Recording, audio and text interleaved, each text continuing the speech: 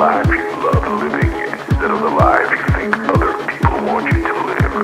Remember, you are the highest authority when it comes to knowing what you want and what you love. So stop trading yourself for the approval from others. Ladies and gentlemen, weirdos and geeks, please repeat after me. I don't give a fuck.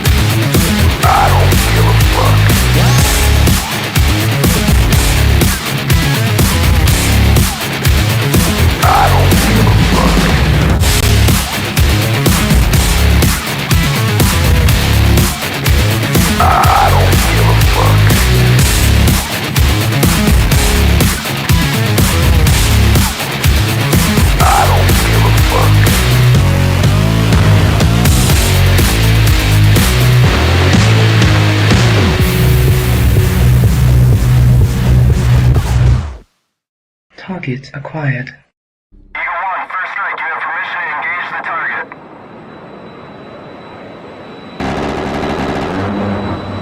Warning, the following video contains explicit language which may be offensive to some viewers or inappropriate for children. The content within this video is intended for mature audiences only.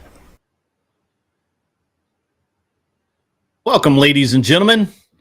Welcome back to the show. Sorry about yesterday. I had things going on, so I could not do last night's show.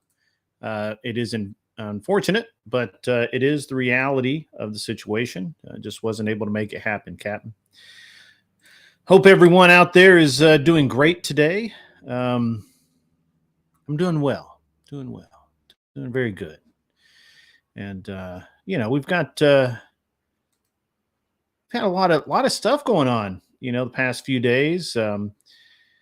We've got seem to have a candidate that seems to be missing. Can't nobody can get an appointment with them. No. Actually, I had to pick my wife up from the airport, and her first flight was delayed, so she rebooked, and then the entire evening just was not going to work very well. So I decided rather than try and start a stream, stop a stream, just whatever, I decided that whatever, we'll just do it. We'll do it tonight. But I have to do the day show, so we're going to get it done. We're going to get it done. We're in it together, and we're going to get it done today. Rumors he might have died. Yeah, that's certainly plausible.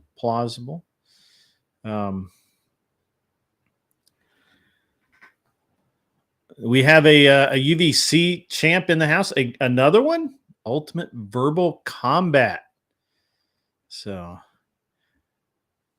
well, the thing is that for whatever reason, my wife flies Spirit a lot. I think it's because to her it's just like a bus ride, and so she just it happens to be the most convenient times or whatever. But Spirit is terrible about keeping a schedule. Like, they always seem to be delayed. They always seem to be having problems. I don't know. I don't know what the problem is, but so she canceled when Spirit has, if they delay, they've canceled so many times that now when they delay, she just automatically rebooks on Southwest. So Spirit really does treat it as a bus ride. It's very funny. So I don't know why she does that, but that's fine. A lot of questions today. Chris, you have to talk to Speakeasy. He's the dude in the red and black. That may or may not wander through later. Who knows? You never know. He might be here. He might still be sleeping though. So you just never know. How's everybody else out there in the wide world of the interwebs? Everybody doing okay? No problems out there. Nobody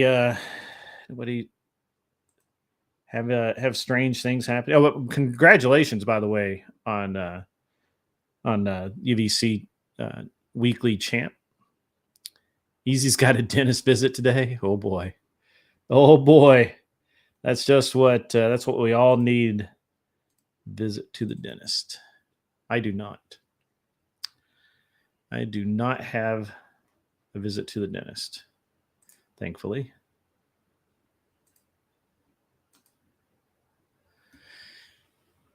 So the thing is that I just rarely get a chance to even watch Verbal Combat anymore. I mean, I'd like to.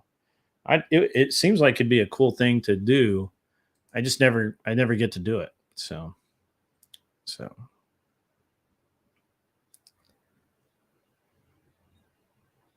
yeah, Roland, go ahead and get you a nice Glock 19, 17, or 34. Any of those would be great. They all share magazines. So get any of those and they'll be fine. So, Mr. Boulay, he had a revolver. He has a gigantic revolver. Roland, one thing that you can do to save some bucks is you can buy a police turn-in. And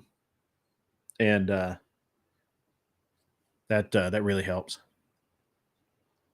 My ears need to be popped, I guess. I don't know. All right, guys. So I've been a little remiss, guys. Been a little remiss. It's at this point of the year that I usually start talking about with my friends and even people I just barely know.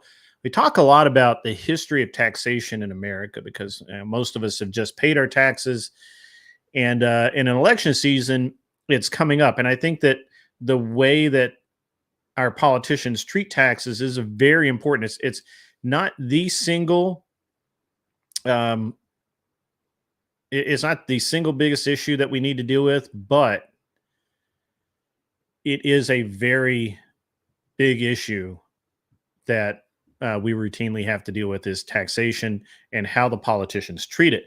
Now, most politicians, as a matter of fact, I would say all politicians that I'm aware of, honestly treat taxation as if it is basically it's the open pocket of the citizens, right? Like they have no they literally have no limit to what they can spend, and they do not and they don't really care, right? Like they just really don't. So whoops, that was I don't know what happened there. Got something weird going on. But but yeah, I mean, you got to, you just gotta, I don't know. It's hard for me. It's hard for me to explain because the, at the end of the day, I think that we have a lot of, um, we have a lot of really bad politicians, and I don't know what more we can do about it. And it's it's just something that we can, we can actually talk a lot about taxes, but I don't think people actually understand the taxes, right? Like why it matters, why the I don't know how to put this. What a lot of people I think are just like, well, I have to pay taxes and I don't have any choice in it. So what more is there to say? Right? Like why does it even matter? But that's a really crappy way to look at it. It it's a we have a history in this country of saying that we're free, saying that we are, we're a free country, we're a free society, we're a free everything, right? And the reality, the question is, are we really free? Are we not free? Is it a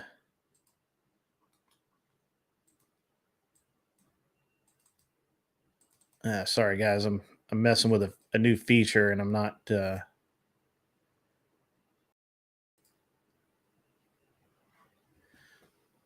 really whatever. That's okay.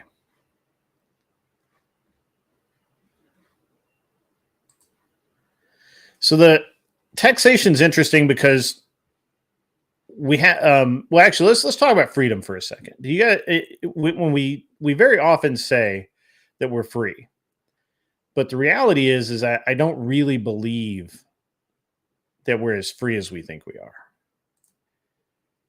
The you have basically, there's a basic misunderstanding of the federal government and its role in the running of the country, and it's on purpose, right? We don't a lot of people don't understand why the Civil War was fought, which was over states' rights. They don't understand why states' rights are important, and a lot of different things show us that. So what we need to realize as citizens, as good citizens, is we are a federation of states. That's why it's a federal government. The states should have as much or more power than the federal government in their state. As a matter of fact, most states do. If push comes to shove, they have more power than the federal government in their state by law. However, in practice, we have ceded time and again, our politicians, our local politicians have ceded authority to the government. Now, a lot of times that comes in the handouts that are giving through federal income taxes. Now, originally, federal income tax was not a thing. In this country, we originally had, well, I'm getting ahead of myself. So the federal government does a lot, but even your local governments also limit you, right? So let's talk about that. So the ways that you may not realize that government really limits your freedom is marriage, right? The state now controls marriage. They didn't before and they shouldn't now, right? Like that's actually a really big problem. Because control business. A lot of times there are businesses that you cannot be in according to federal law. There are things that you can do as a business that you cannot do as a private citizen. Why? There are limitations on what you can and cannot do. As a matter of fact, there are things that large corporations can do that small corporations cannot do. Why? Well, we all know that, right? I mean, it's taxation, dollars given to politicians, preferential treatment, all of that, all of the things that we really don't want in society, all of the things that everyone runs around screaming about as being a problem in society. We are constantly ceding that authority back to the government. Hunting and fishing licenses, right? So originally, the idea of a hunting and fishing permit in the States was for conservation. They would take that money and they would use that money only to improve waterways, hunting grounds. They would protect a lot of different things. Federal income taxes, in theory, paid for the federal parks and all of that, but not anymore. Now, instead of your tax dollars paying for those parks and those rangers, which I barely ever even see rangers anymore. The park rangers are not what they used to be. When you go to a state park or a federal park, a federal park,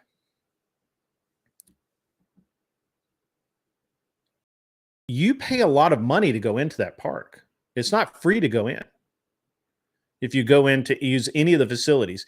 Now, yes, you can hike in and they can't really stop you. But if you're camped there, a lot of places without a park pass, without a permit, you can't camp there. And a lot of parks are now so controlled that they do not allow primitive camping. So if you're not allowed to leave the trails, right? Now, these are supposed to be our national parks, protected by our federal government for everyone to enjoy, but you can't enjoy them. You line up in a single file line and you walk down the trail and you camp where they tell you to camp, and you can't drink water out of the river. You can't do any of that. You can't do any of the things that all of our forefathers did. Why? Why is that? Okay. Why is it that our income taxes are, in theory, supposed to be used for these things, and yet we still have to pay every time we go there? Literally every time. And this goes for any national thing. The Space Center, right? I don't think that's national, but it works in alliance with the Air Force and NASA. You pay money to go there. You pay money to go to the Smithsonian. Why? Why is the Smithsonian not free to go to? I don't know. All right. Yes, I mean, and the hunting and fishing licenses is really bad. You cannot collect rainwater in most states. As a matter of fact, I believe there's actually a federal requirement that you don't collect rainwater in specific ways. But definitely a lot of states mandate that you cannot collect rainwater, which is fucked up. It's fucking rainwater.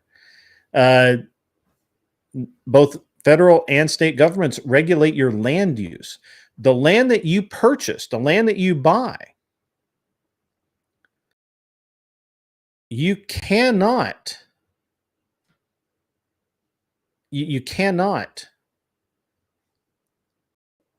use for what you want to use it for. If you want to go build on your property, you have to go buy you have to go buy a permit. And that permit is very often calculated based on what the property value is, or some other very ethereal thing that they can show you. Oh yeah, we get it this way, but why? Why is that? Why do I have to pay to build on my property? Why must it be inspected on my property, a property I own? Now, I could understand if this is a public building. I could understand if this is a commercial structure. Oh yeah, okay. Then we have people that are going into there, but this is mine. This is my house. If it burns down, it's me and my insurance company that deals with it, not you, not anyone not anyone. Guys, by the way, I have my teleprompter up over here. I have chat up over here. I'm looking at the teleprompter so that I can remember my facts, and I'm actually not really paying attention to the chat. So if I don't get to you, I'm not ignoring you. I'm kind of focused on this stuff right now. So I apologize for that.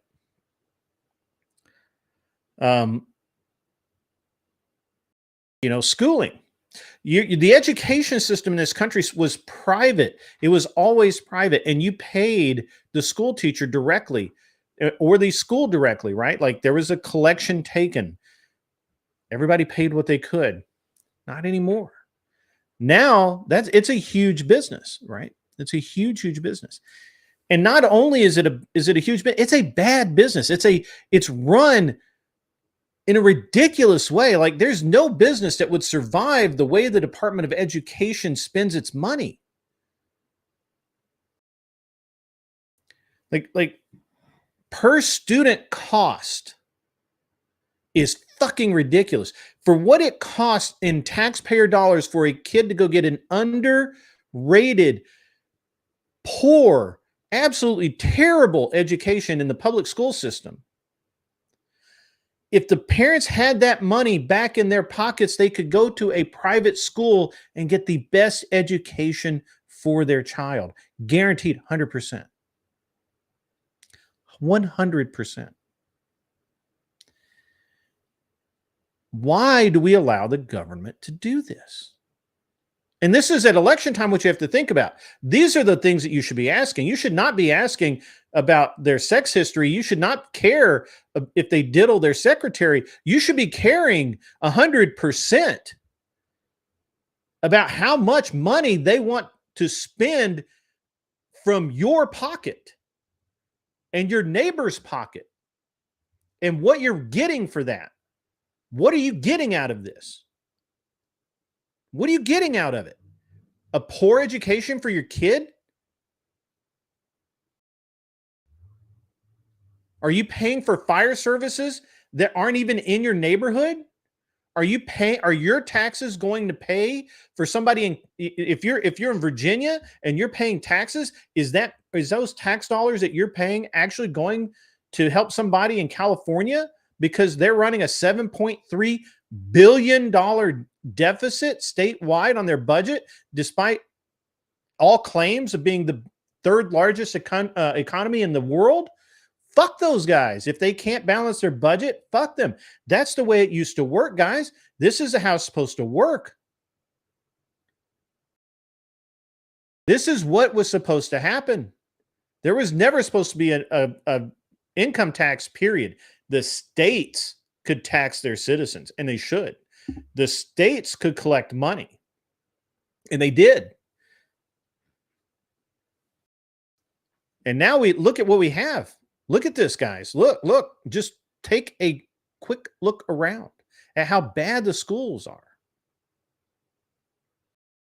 Now let's talk about taxes for a minute. So in this country originally, there were no income taxes. Now there were tariffs on goods that were shipped in. Matter of fact, one of the first tariffs was on glass. Why? Because we didn't make glass in this country. It had to come from England or France or Germany. Had to come over on a ship. Our founding fathers or the people in Boston and the businessmen there wanted to establish glass factories here. It cost money to do that. So what did they do? They went to the local government and said, hey, every ship that brings in glass, they get a tax on it. They did the same thing with alcohol. They did the same thing with other things that came from other places, right? This was why pirates existed back in the 1800s, is because most coastal cities enacted a tariff on alcohol because we could make it here, but it was cheaper to bring it in it was cheaper to bring in rum from the Caribbean and other places, the Dominican Republic, that sort of thing. It was cheaper to bring it in from those places than to have our people manufacture it. So we weren't competitive. So to make the market a little more competitive and encourage growth within the country, there was a tariff on barrels of whiskey coming in. That's so that's just the way it was. And then of course our system caught up, and that's how that worked. Now, the other taxes were in that the states levied. Now, keep in mind, these were all state taxes. These were the states directly funding themselves. The federal government, the only way that the federal government funded itself was through the sale of bonds and some tariffs on goods that came in through the larger ports, but not they didn't really. Their funding was largely through bond sales, but they didn't need much, right? Our federal government was very small the way it should have been. Then we had what were called poll taxes, and this is actually the biggest way that our country paid for our federal government was through poll taxes. To vote, you had to pay X amount to vote. If you didn't have it, you couldn't vote. So it didn't matter, male, female, whatever. You could not vote if you didn't have money. You go up, you pay the man, you ring the bell, and you'd vote, whatever. Every single state did that, all of them equally. And they did that all the way up. Some states did that as late as 1966 when a law was finally passed preventing poll taxes.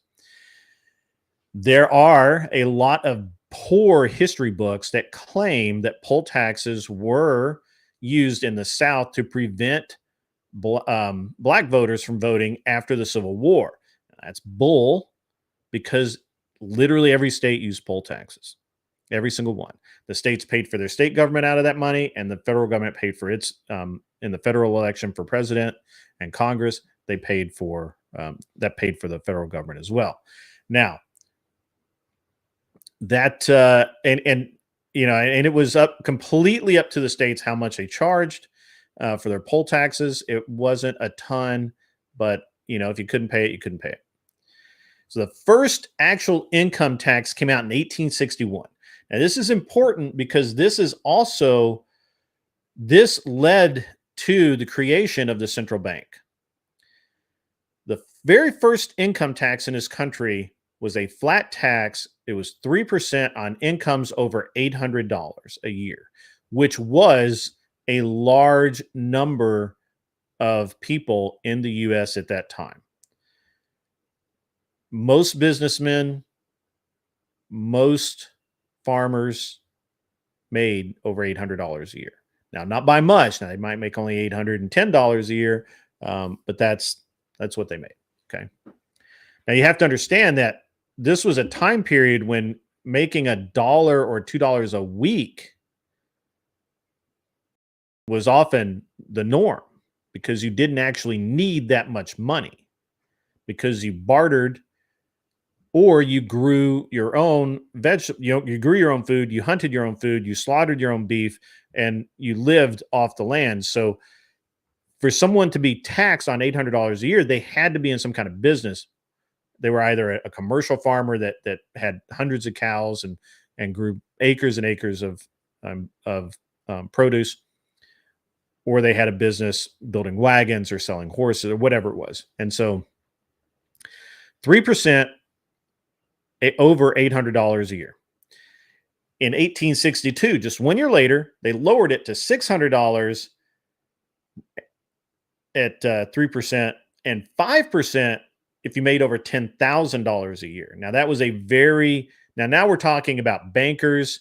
We're talking about, the beginning of the tycoon age. There weren't very many people that made $10,000 a year back then. So shipping magnates, warehouse owners, that kind of thing, they made $10,000 a year. But you're talking about very rarefied air. So once again, the normal people, they lowered it to 3%, or they kept the rate at 3%, raised it to $600 a year in income, and you paid 3% of that. And if you were lucky, if you were fortunate enough to make $10,000 a year, if you were in a banking or something like that, where you were just well-to-do, you had to pay 5%. Okay. And this actually put a lot of businesses out of business. This is when like motorcycle companies were trying to start, get started, automobile companies, Duesenberg, Cord, Auburn, all of these companies, and cars were very expensive. So even if you made one or two, you still had to pay your 5% income tax.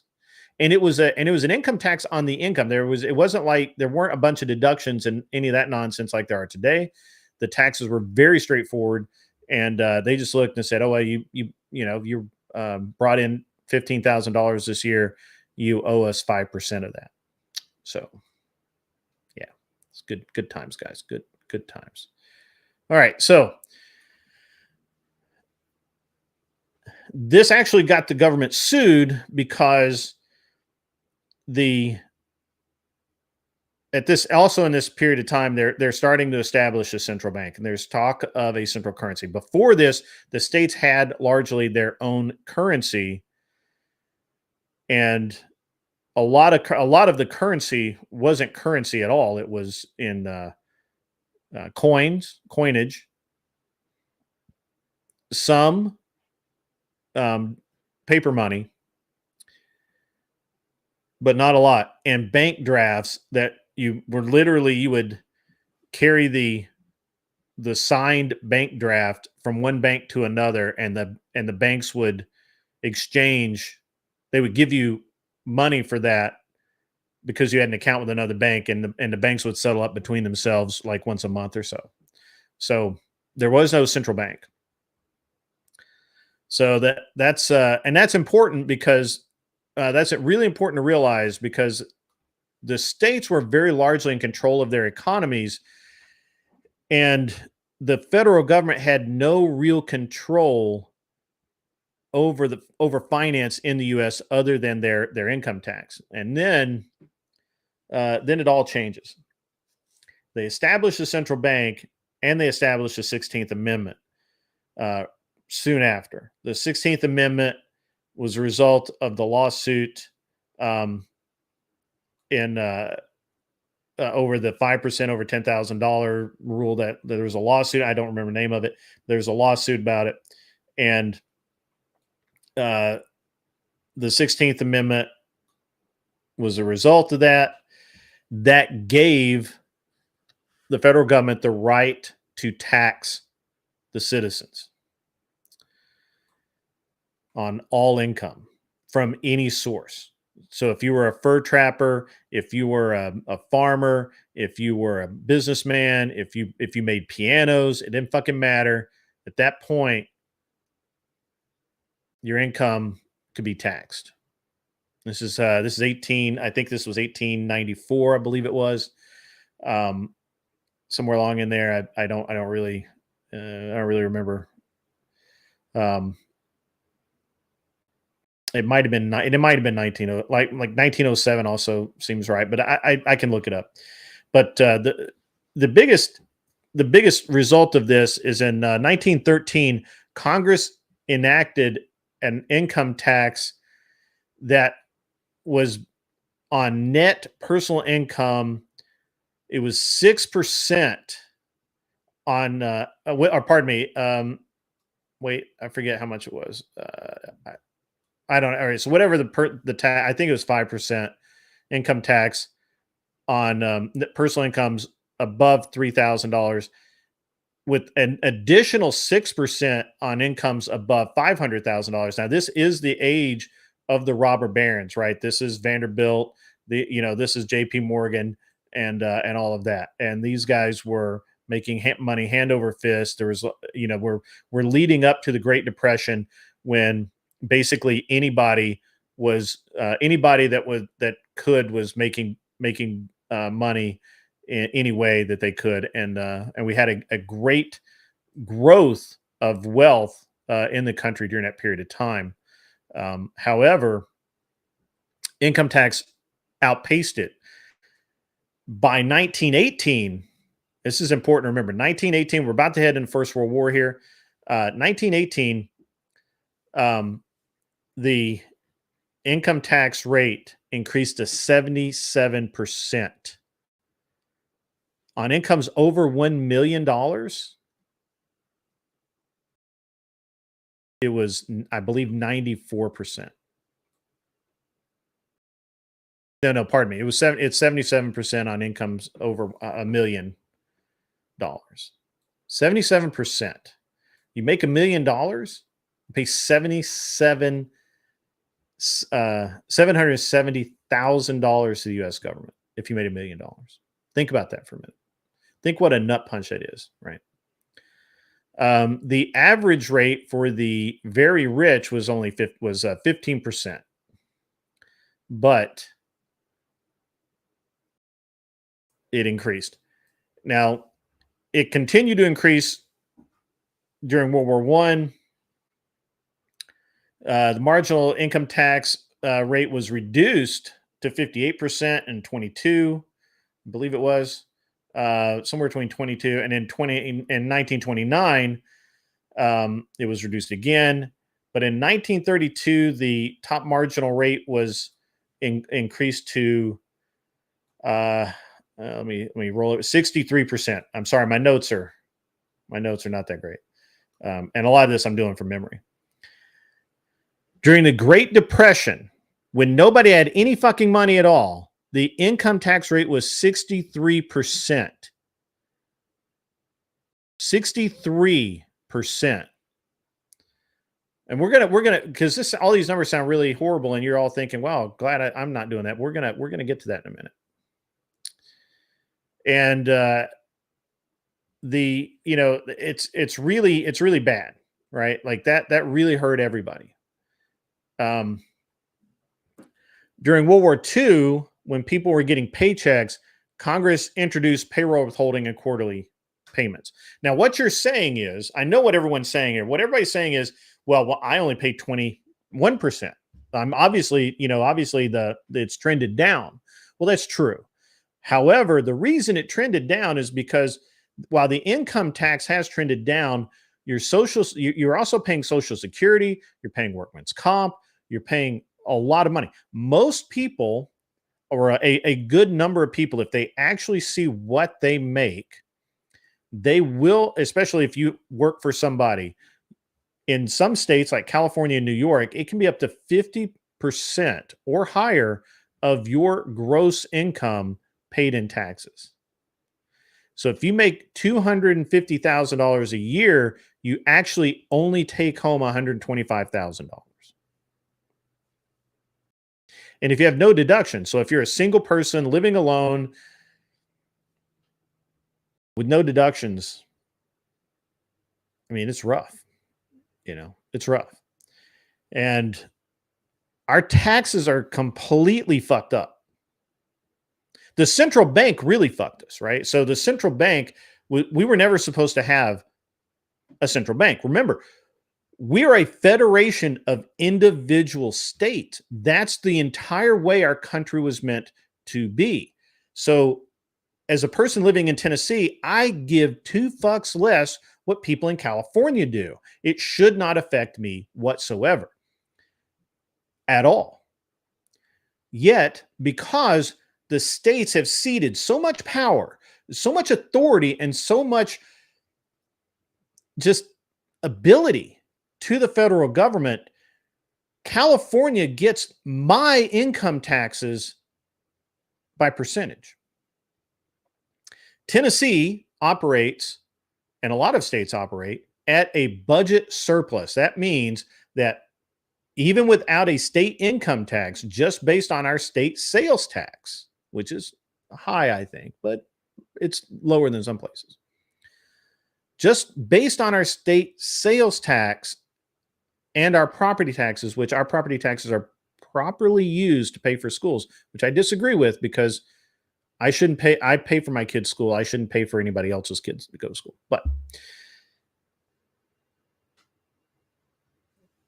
based on those two things, Tennessee runs at a budget surplus. So do many other states. California, the land of Giveaway Island, runs at a $7.3 billion deficit with the largest tax base probably on the planet. I haven't looked it up, but it's probably the largest tax base on the planet. Now, how do you take this seriously? New York, who is the financial capital of the fucking world, is run so poorly that it runs at a $4.5 billion deficit every fucking year. Billionaires have fled New York. Fled. Run away. Get the fuck out.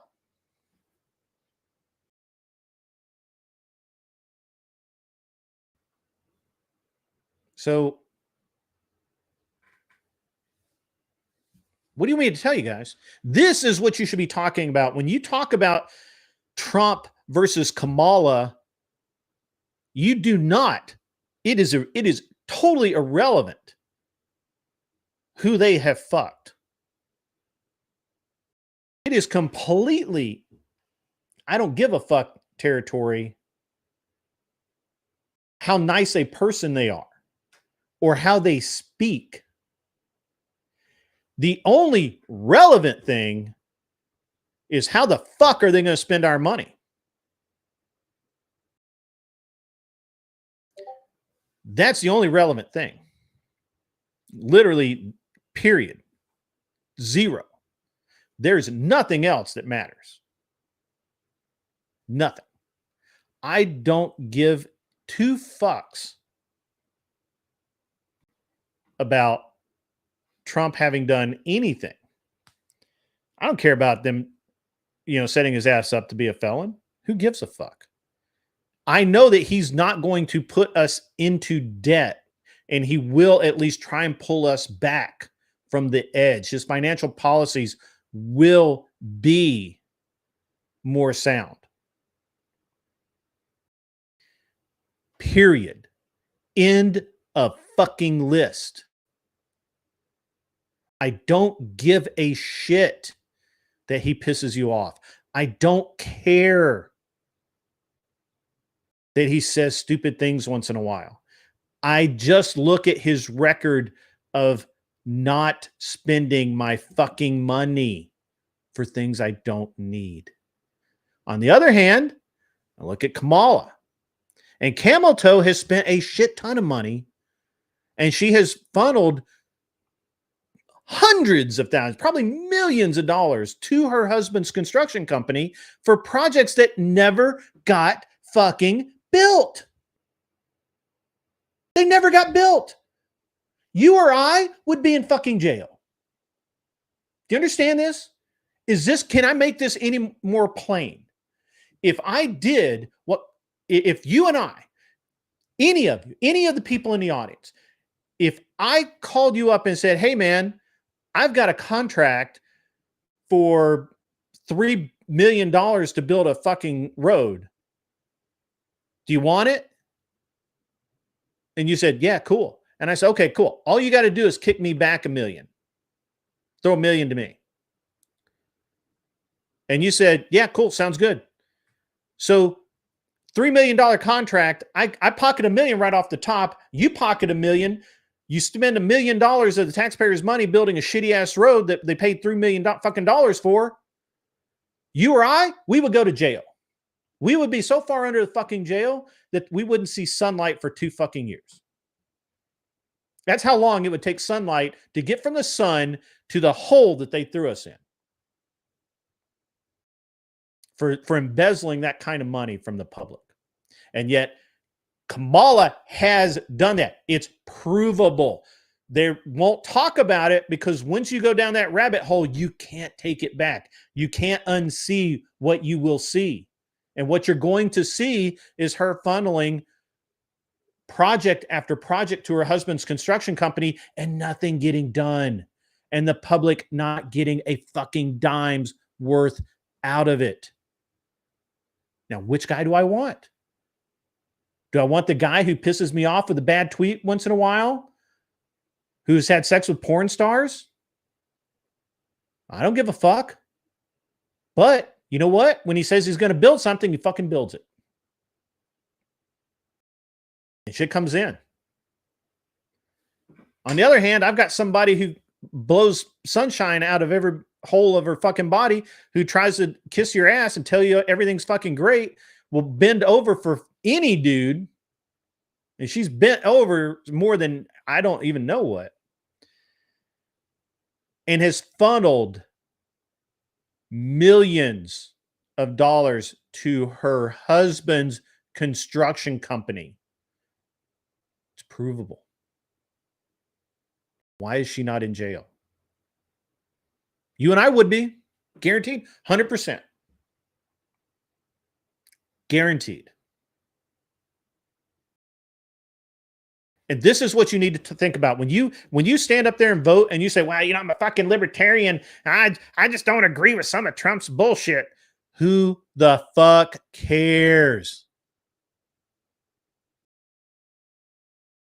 The only thing right now that matters, the only thing is not social issues. Who the fuck cares? Taxation. Where's my money going? How many trillions of dollars are we going to send to fucking Ukraine or Israel? Look, I don't agree with sending money to Israel. I don't mind supporting them. I don't mind giving them weapons if they want to pay for them. But I don't want to give anybody shit for free anymore. And this is what it is. This is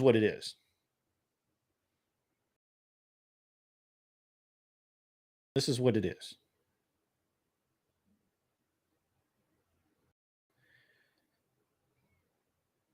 And the thing is I think most people watching this have had a shitty ass job at some point where you had to watch every fucking dime, where you literally put that last $20 in your gas tank and prayed that you'd make it to payday because there was no more money. And you fucking knew it. And you didn't go out. You went to work and you went fucking back home. And if you could get a ride to work, that was even better. And I think that there are a lot of people in my audience that have done that. I think there are a lot of people who have had nothing at one point in time that have come forward, come up, done more with their lives. And their money means something. Don't fucking vote. Don't let your friends vote because you don't like the rhetoric, that you don't like the public image. You don't like the persona. Who the fuck cares? Who fucking cares?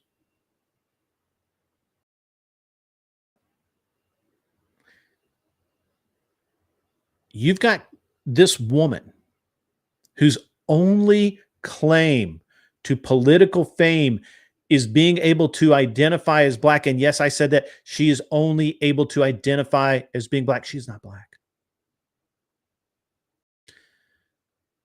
And she's a female. She's done nothing else. She's never passed a meaningful piece of legislation in her life. In her life. How does she get elected? Because they make you feel something. They make you emotional. They get you in touch with your feelings.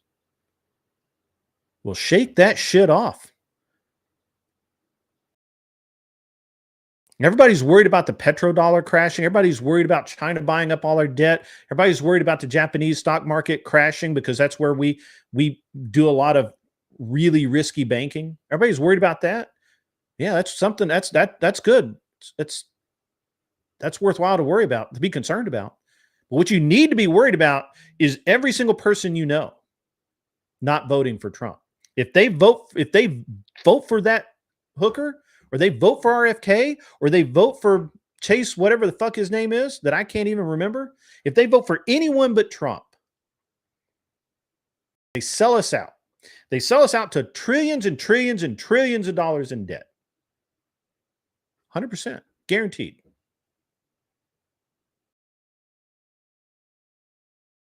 I do not want to see my fellow citizens in my neighborhood. I don't want to see the people in my neighborhood have to sell their houses because they can't afford their mortgages anymore. I don't want to see the people down the street from me downsizing. I want to see the country flourish.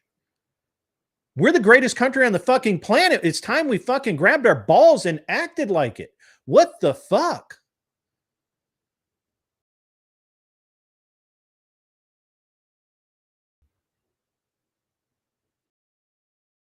Guys, grab your balls. Women, grab your men's balls. Drag them along. Tell them you do not, the only rational vote is Trump. Period. 100%. You cannot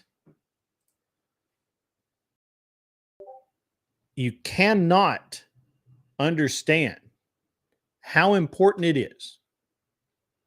Or you can't, pardon me, you can understand. You cannot push down how important it is to be involved in this election. And I don't mean just go and vote. I mean, when somebody says something about, oh, I really wish Trump wouldn't do this. Oh man, I really just don't like that he fucked that porn star. Well, you're just mad you can't fuck porn stars, so get the fuck over it. Right? What the fuck ever. You guys have got, I mean, look, every single person that hears this, every person that watches this on the replay, every person, you have a responsibility to yourself and to your country to not just vote. You have to talk to the guy that's on the fence. You have to talk to the woman who's never voted before because she doesn't think it's important. You've got to talk to the moron that's going to throw his vote away voting for Chase fucking Oliver because he doesn't realize that Chase fucking Oliver is a goddamn communist. And fuck that guy. Last thing we want is another damn communist. Enough is enough, folks.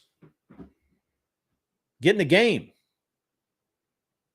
Because as I lined out, every single time that normal citizens don't stand up and say, not today, bro, we get fucked.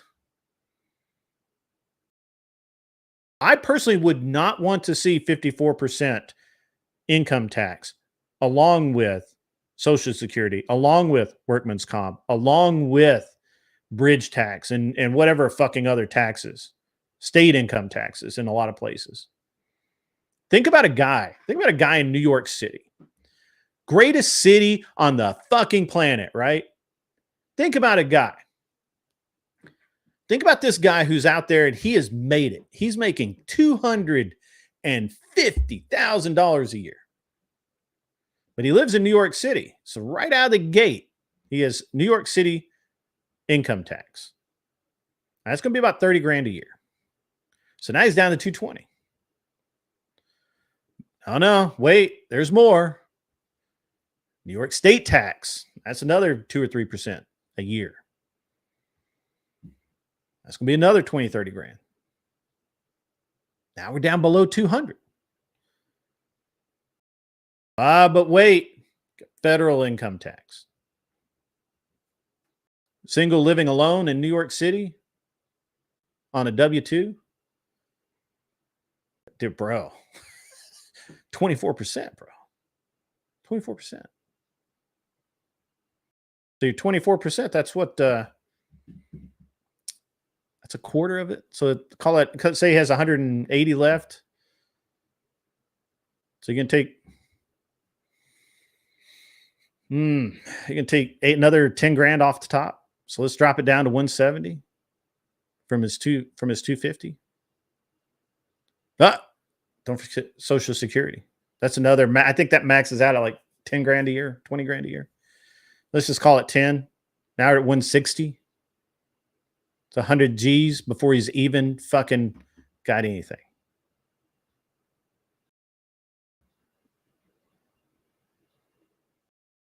And it just keeps going.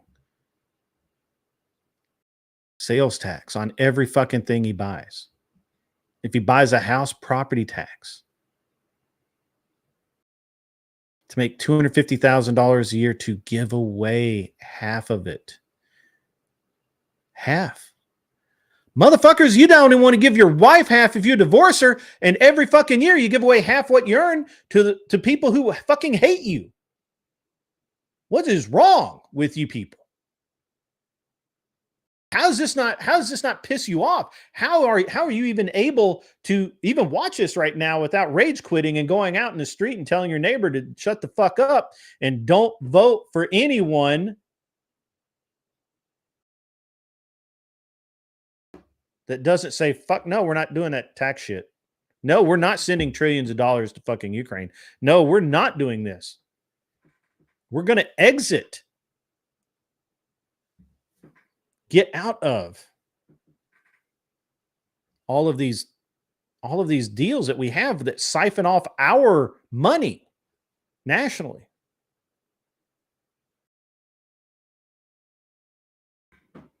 Why do we need to be part of the Paris Accords? Who the fuck cares? Let Paris be fucking Paris. Fuck those guys.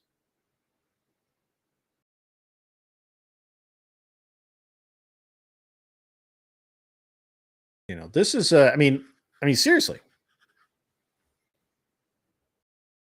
Guys, you get people get so, men and women both get so pissed off at spending a few dollars a month in alimony to pay their ex-wife or their ex-husband. But they will vote for people who literally increase their taxes every fucking year and take money out of their pocket before they even see it.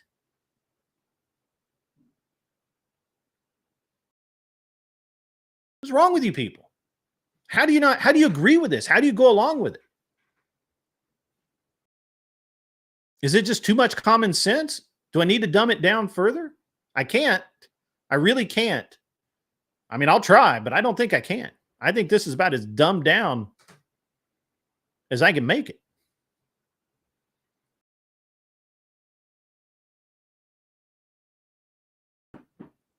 Right. Go out. Tell your neighbor. Talk in your church group. If you don't go to church, maybe try that. Make some friends and tell them, don't fucking vote for losers. I'm not even saying don't vote. I'm not saying to vote conservative or Democrat. I'm just telling you, take a fucking look at the record.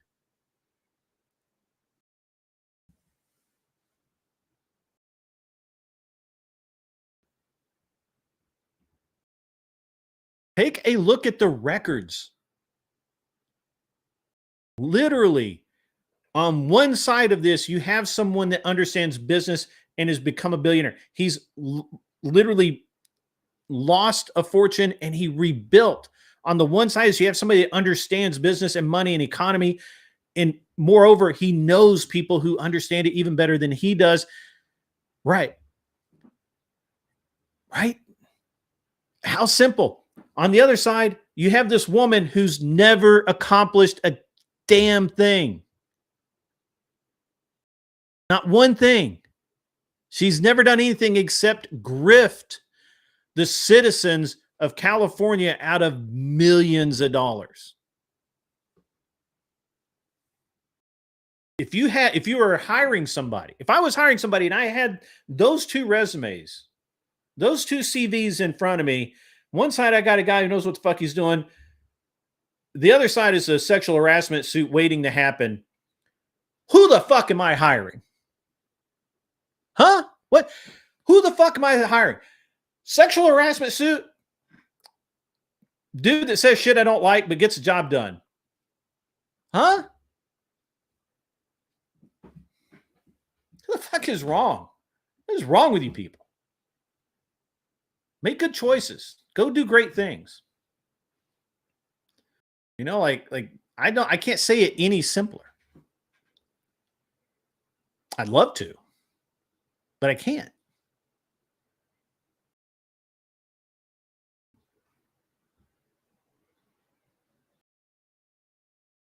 You know, and I hear a lot that, well, it doesn't matter who I vote for, nothing's going to change. But it did change for 4 fucking years. It did.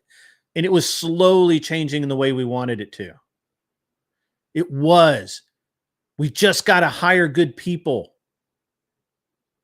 Don't vote for people you wouldn't fucking hire. And if you would hire someone like Kamala, get your fucking head examined. Okay? Because you got problems. You're sick. You need help. Serious. There's a doctor, phone call away. Just make the call. And don't fucking vote.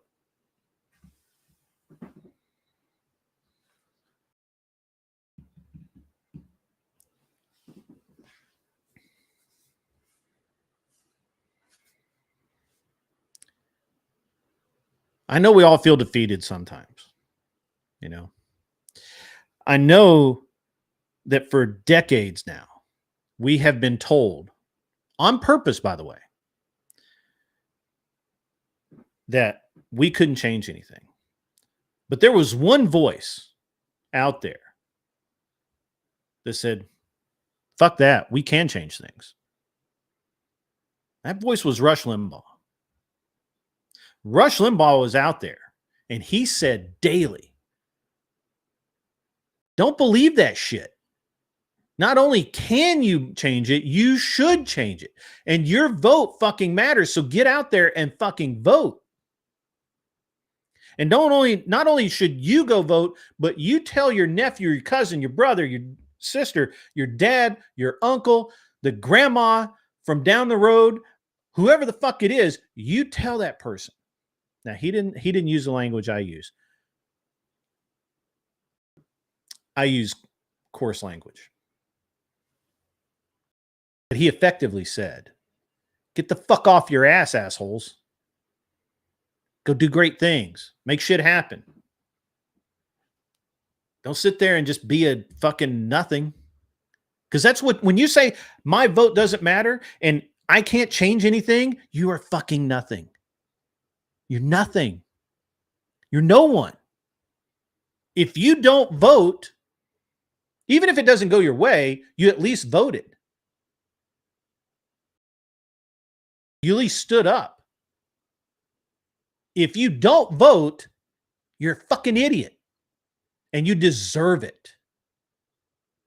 You deserve it. But I don't. Because I vote.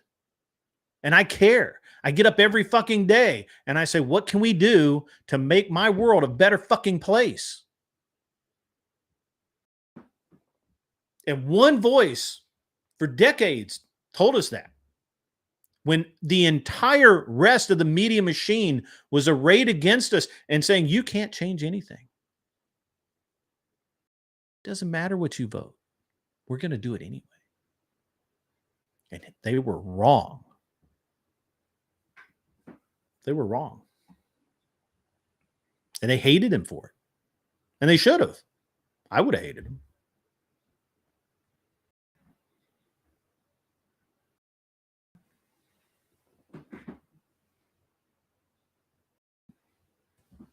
Don't be an asshole. Don't waste your voice. Don't waste your vote.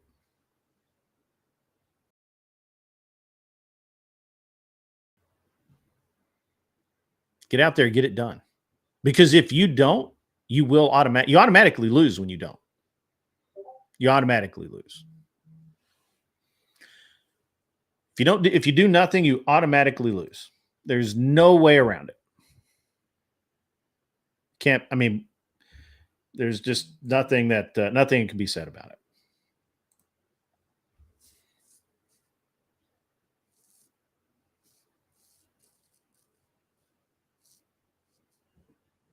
Don't waste your vote. Don't be a nobody.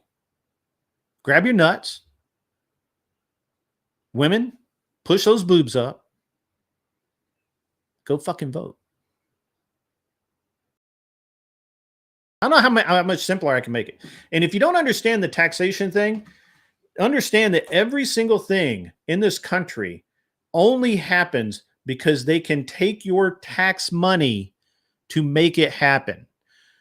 You fund the police that come to your door. You want to change things? Say, this is my fucking money and you're not spending it right. You need to be fired. The country is the boss.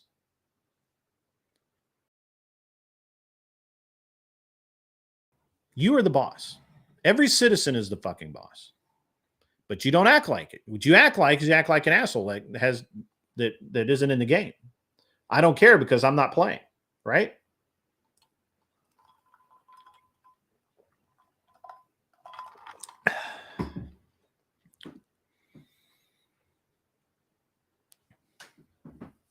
All right, I'm going to look at comments now. I'm sorry. Let me bring them up.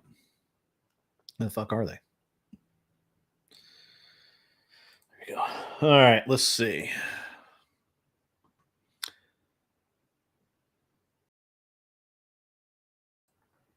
The system is somewhat broken, Kevin. The system is somewhat broken, but that doesn't mean you don't participate. Because if you don't participate, it's a guaranteed win on their side.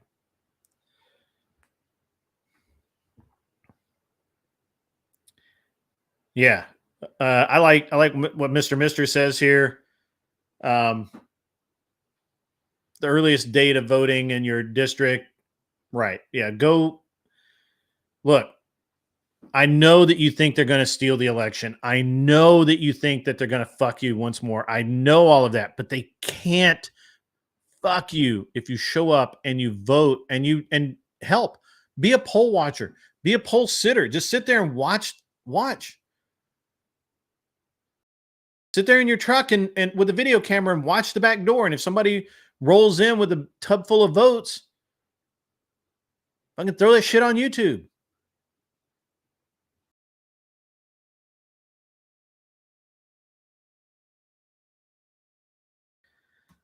Cam the King, you're right. Nothing will change until fat ass, pussy ass, lazy ass motherfuckers that call themselves Americans get off the pot and do it. Silvar Ogre, I am 53 and I missed some, but not again. But you're right. Your neighbor does vote to enslave you and steal your property and take the money out of your bank account. If you like the guy enough to give him all of your money, great. If you don't, fuck that guy. Go vote. Make him vote on your side. Wear his ass down. Confront them with the truth. Because the thing about the truth is that you can't deny it. It doesn't fucking matter. It doesn't matter how many times they go, but my feelings. You say, yeah, okay, I get it. I understand your fucking feelings. But here's the thing. You have to. You have to go vote and do the right thing. Yeah,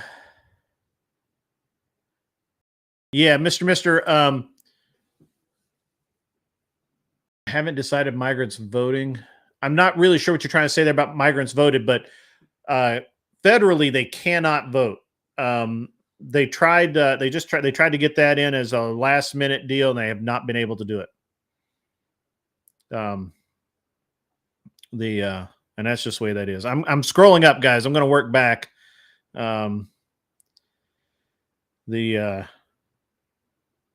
Oh, by the way, if anybody wants to come up in the last hour, we're getting close to the last hour. We got about like 40 minutes to the last hour. If you guys want, go ahead and start prepping, and we'll I'll be glad to take a few callers. I am working on an 800 number that you can call on a cell phone and not have to do this, and it'll be just like calling in on a radio show. I'm working on that. I think I need one more piece of equipment to make it work, and I don't own one. I don't own it yet. So, yeah.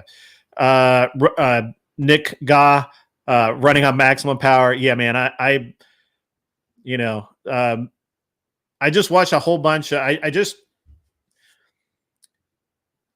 read a bunch about the taxation and the history of taxes. So somebody challenged me that I really didn't know the history of taxation, and they were right. I only knew a little bit, right? Like I knew that it was, started after the Civil War because the Union Army had to pay, or the North had to pay for the Union Army and all that. And I understood all of that, but I didn't have the dates, and I really didn't understand how much. I mean, everyone thinks the stock market collapse is the reason for the Great Depression, but the reason the Great Depression endured was the fact that the income tax to keep the government running was 54% and higher. I think it reigned. There were some income brackets that paid 93% of their income, all totaled, into the tax into tax brackets. So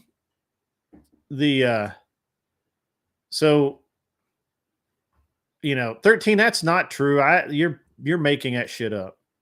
I still say 800 numbers. I don't know, man. I don't know how to make it work. I'm trying to make it work so you can actually call in on a cell phone, but it needs to be just a dedicated number, and not like a landline or anything. So I'm working on that. So yeah, guys, I don't know. This is an interesting thing. Julie Mumford, yes, you were correct. The truth doesn't care about your feelings, and the truth never needs to be defended, and the truth will always rise to the top. Yes. The thing is that there's a lot of people who think they know the truth that don't. Just like I was watching Destiny's, I was watching a Rob Noor short on the debate with Destiny, where he's clipping it into digestible chunks, and I've lost a lot of respect for Destiny. I don't think he's that smart. I think that he makes a lot of fucking noise and people let him get away with a lot. And I think that he's very good tactically, but as far as being he didn't actually read the shit that he was using for proof. He like glanced over it. He might have used ChatGPT or an AI to find the resource for him, and just ran with it. But he did not do a good job. But people accept what he's saying as the fucking truth. And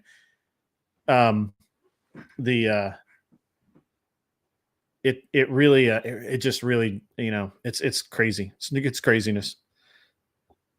I didn't see the joke, Mr. Bula. Oh, I have to visit a county tax assessor's office? Actually, I've paid my taxes already. I actually have pretty low taxes here in Tennessee, but that's not it.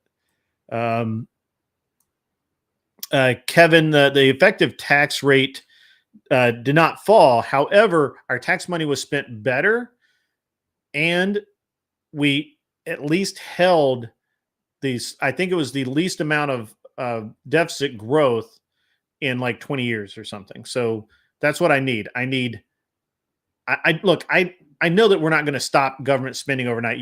That's fucking psycho. That doesn't mean that we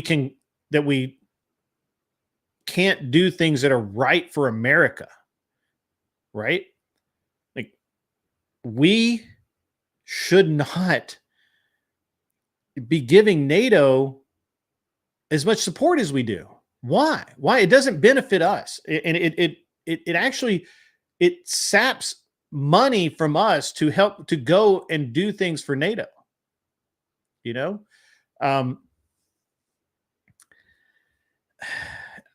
All of this stuff where we're the fucking world police, we can't do that, right? Like we cannot do it.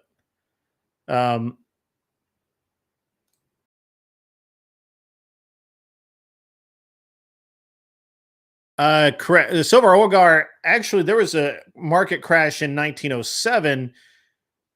The president did nothing. The banks bailed themselves out and took loans from private citizens.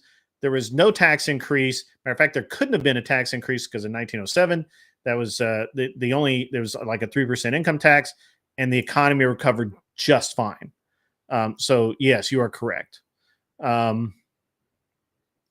So this is accurate. Anson Knowles is accurate. If you actually read the history, a big part of the reason for the Great Depression was the formation of the central bank system, the Fed, back in was it somebody can fact check me on this. I want to say it was like 1905, somewhere along in there. It might have been a little earlier. It might have been no, it's probably around early 1900s. Once the Fed was created and they went to a standardized money across the U.S., and the Fed could just print money, even though in theory it was backed by gold, but they could just print money. The writing was on the wall, and the Great Depression happened just a few years later. I remember reading from one of the tycoons, and I think it was one of the Vanderbilts, who said that when the elevator boy at the Waldorf was giving him stock tips and talking about his trades, he knew that we were in trouble. Because you have to also understand that at that time, the stock exchange allowed you to buy on the margin and float a great deal of debt. So it was money that didn't exist. So that is correct. Anson is correct about that. Yeah, the New Deal did extend the Depression. So 1913. Thank you, Anson. So that's it. So, yep.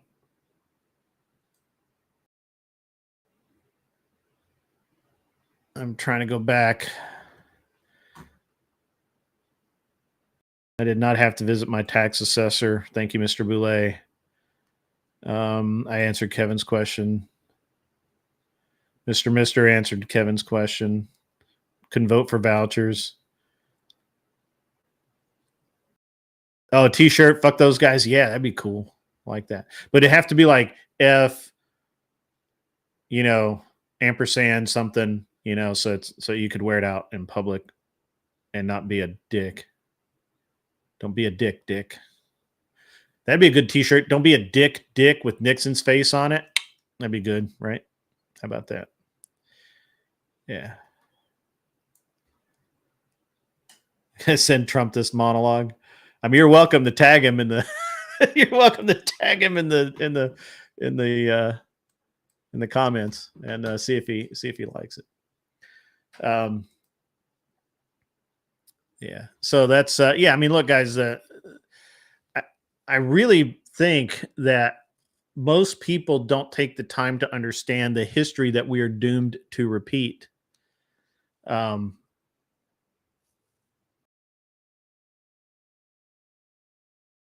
Oh yeah, you guys are going to debate. What's the topic?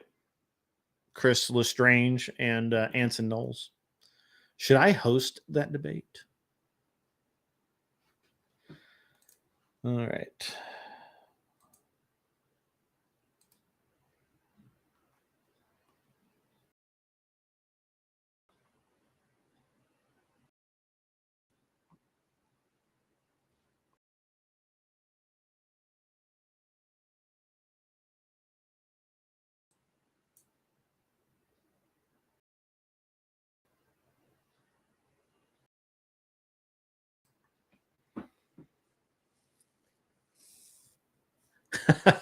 Yeah, just tag Don Jr. That's fine. That'd be great. Send it on over. Separation of church and state, separation of market and state is needed for liberty. Yeah, and realistically, we have to understand, guys, that there were good reasons why our forefathers, if you will, there were good reasons that they did a lot of things they did, but a lot of it was really crooked, right? It's really crooked.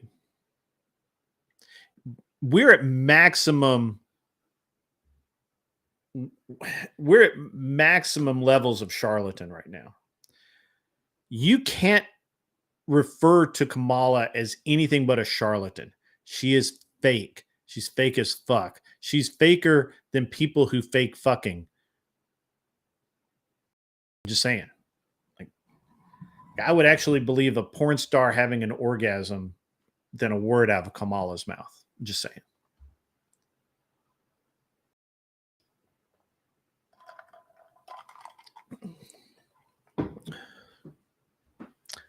Faker than Velveeta. That's pretty fucking fake, bro. Velveeta's, not too bad. He knows that pussy is real.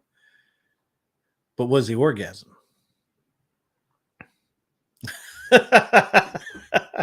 Kevin had to turn down the volume so his wife doesn't hear it.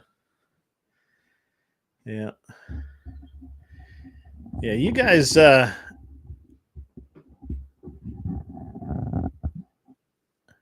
There are 10,000 better reasons to vote against Kamala. There really are. There really are. And look, and again, it's not just you guys. Look, I know you guys are going to go vote for Trump. I know that you're all like, or, maybe not Anson. Anson Knowles will probably vote for him. So he'll probably write himself in, which is fine.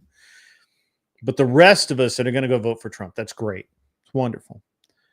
Now go work on all of the people around you and say, hey, you can just be like, hi, I'm Kevin. Can I take 5 minutes of your time to talk to you about Trump? And that would be great. It'd be great if you could do that. Host a Trump's going to be reelected party or something. It's like a Tupperware party, but sell MAGA hats or some shit. I don't know. Anyway.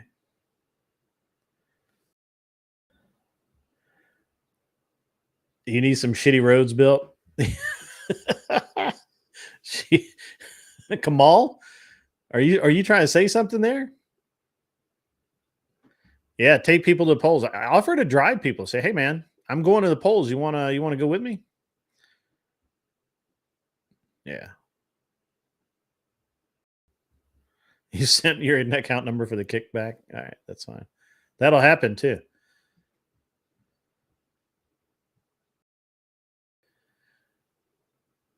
Oh shit. Yeah.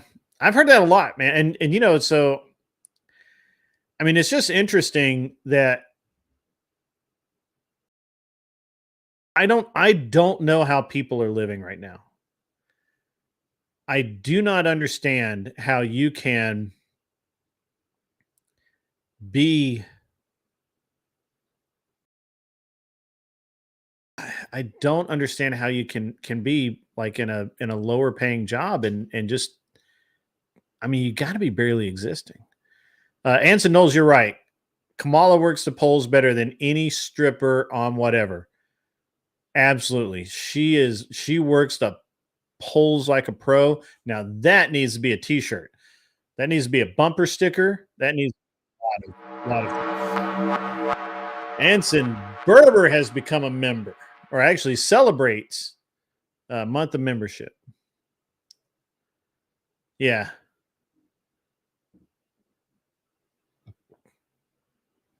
Yeah. Thank you, Angel Berber. Thank you for your 1 month. Now let's make it more. Let's do more. All right. So is anybody? I haven't gotten any PMs or anything on Discord yet, and the moderators haven't asked me for the link. But if you want to come up, that's great. If you don't, that's great too. Callers are always welcome, even if you disagree with me. Yeah, Cold Truth. I get that. The fact that she might be the next president is fucking terrible.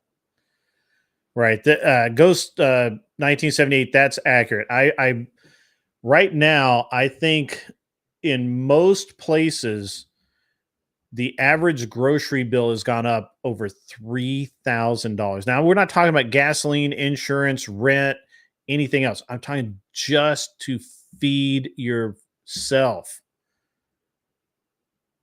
it's over $3,000 a year more. Like, guys, I mean, how do you not? That's an extra $250 a month, man. $250 a month on food. On food. And food's something we make fucking plenty of. Why is the food so expensive? Well, I can tell you part of it.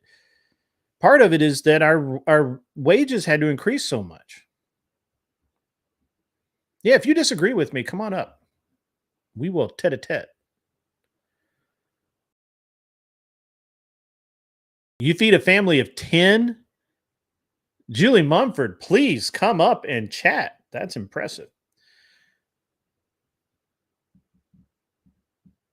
If single mothers don't get to the polls, less stupid will be. See, here's the thing. I have to say that most of the single mothers I know are actually really based because they are trying very hard to feed their kids. They're trying very, very hard to hold a job worth having. And they're looking around right now and their lives suck. And they know it and they understand what's going on. And I most of the single moms that I know are becoming more and more based in reality every single fucking day. So, yeah. Yeah. Well, cold truth, she is fake as fuck. She's just fake as fuck. I mean, she couldn't even fake being a black person very well. So it's tragedy. Robert Downey Jr. made a better black person than Kamala. I said what I said. I said what I said.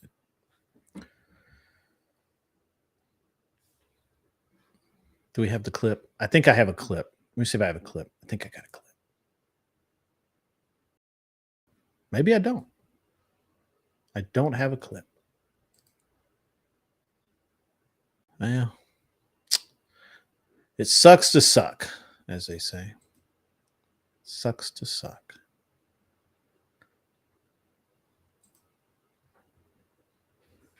It absolutely sucks to suck. Oh, well. Oh, that was bad. What did I do there?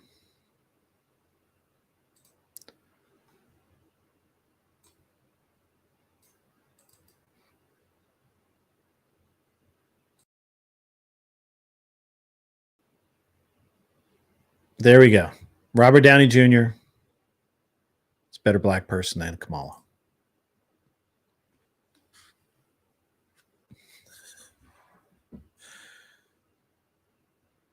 Yeah. Said what I said.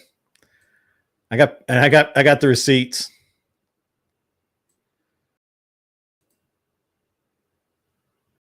Yeah, statistically that's true. However, right now, they can look.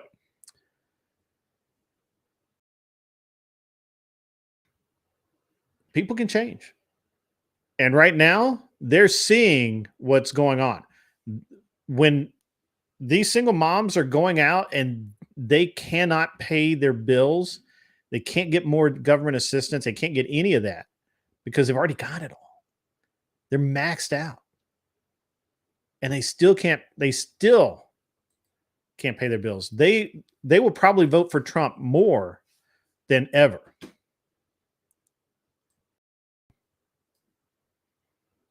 Just saying.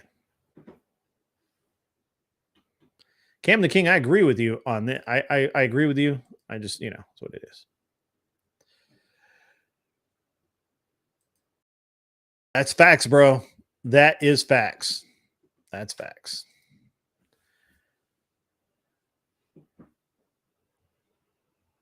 Yeah. I agree with you, Cam. I'm just saying that of the single moms I know, they're struggling to put food on their tables. Those single moms are not impressed with Kamala. They do not believe that she will help them.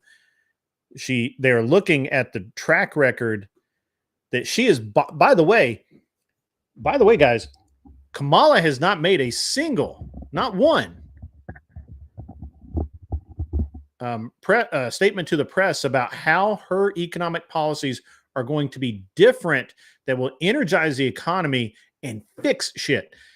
Trump has spent hours and hours with reporters detailing out, this is how we're going to fix this shit.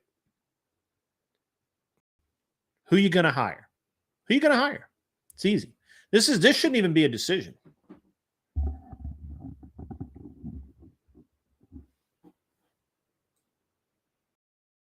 Do we have anybody coming up? We're closing in on the the window for callers. Julie Mumford, you are welcome to come up if you would like. Basically, anybody wants to come up.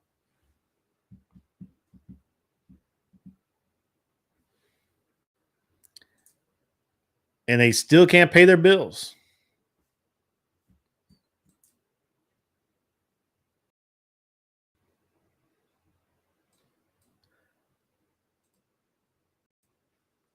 They still can't pay their bills. It's just really bad right now. I mean, guys, it's tough, man. You know it's tough. What's up, Flow State? Flow State coming in hot with the you should leave the nest at 18. Sure, I agree with that.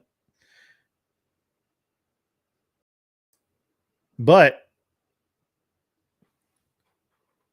you go out, you make your way in the world, and then you come back.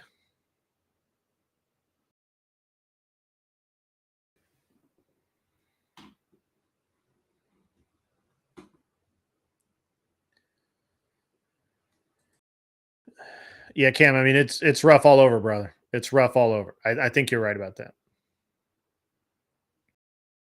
I think you're right. But it's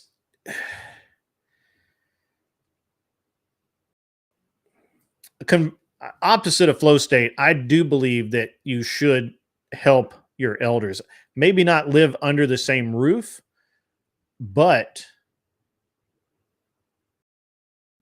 you definitely need to, like I take care. I checked on my mom yesterday. I've helped her out. We give her financial advice, that kind of thing. So I think that you do need to, as a society, we need to take care of our families, right? All of our family, not just the people that you happen to live with, but all of the people in your family. You should check on them, make sure they're good. You should do that. And I do believe that multi-generational families that stay together, work together, hang out, do things together, I do believe they have a better result overall than the opposite.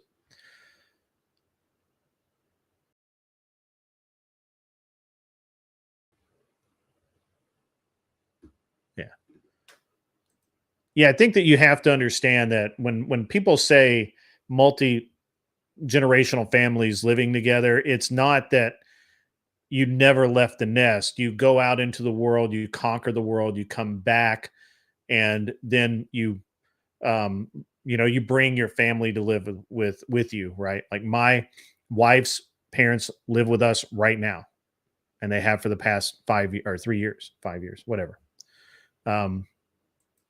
And yes, they have a house. They have a place to live in China, and they could buy a house here, but it just works out better.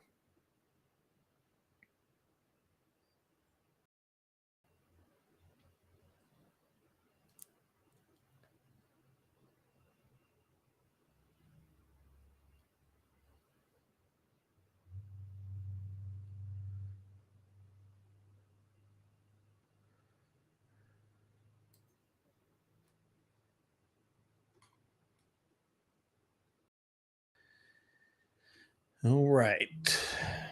This is the part of my show where I read the comments. Julie, let's see what we got. Single moms around here in Northwest Illinois are tired of struggling, working 40 plus and getting less. They complain about, yeah, exactly. I'm hearing the same complaints here in Tennessee. I'm literally hearing that, and I'm hearing a lot of them say, hey, they either didn't vote last time or they voted for Biden because, he supposedly was going to make it even better, but they were definitely better off 4 years ago than they are today.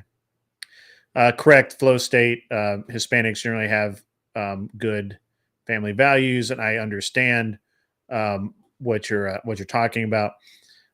There are a lot of people who do not leave home. I do not believe in that. I believe that children need to leave the home. They need to go out. They need to grow. They need to conquer the world, and then they come back. That's what they have to do. That's where we're going.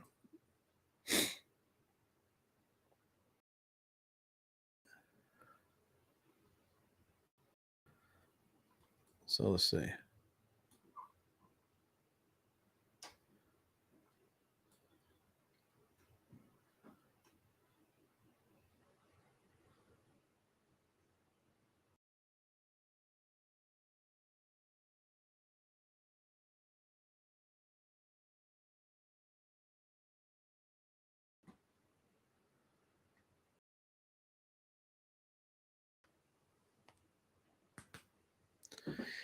Well, I do believe that, Mr. I think this is a solid point.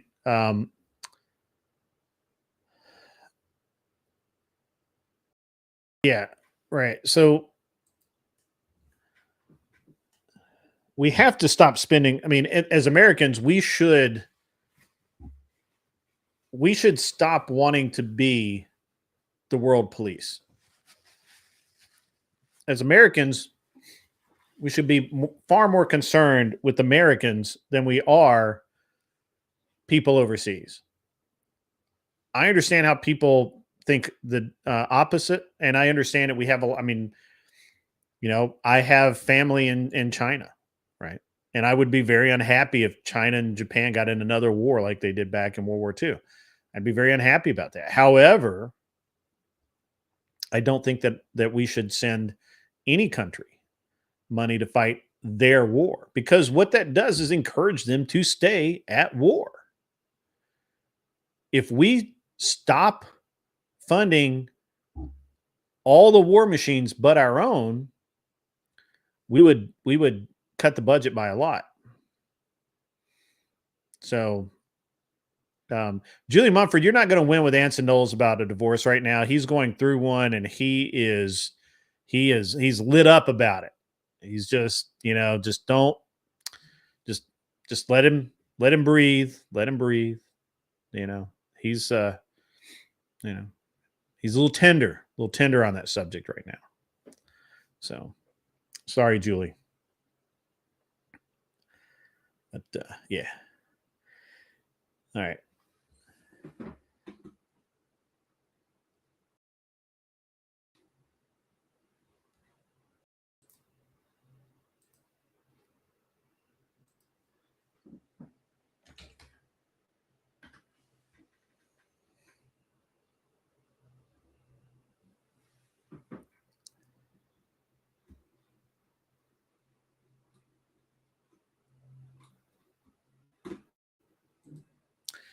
Yes.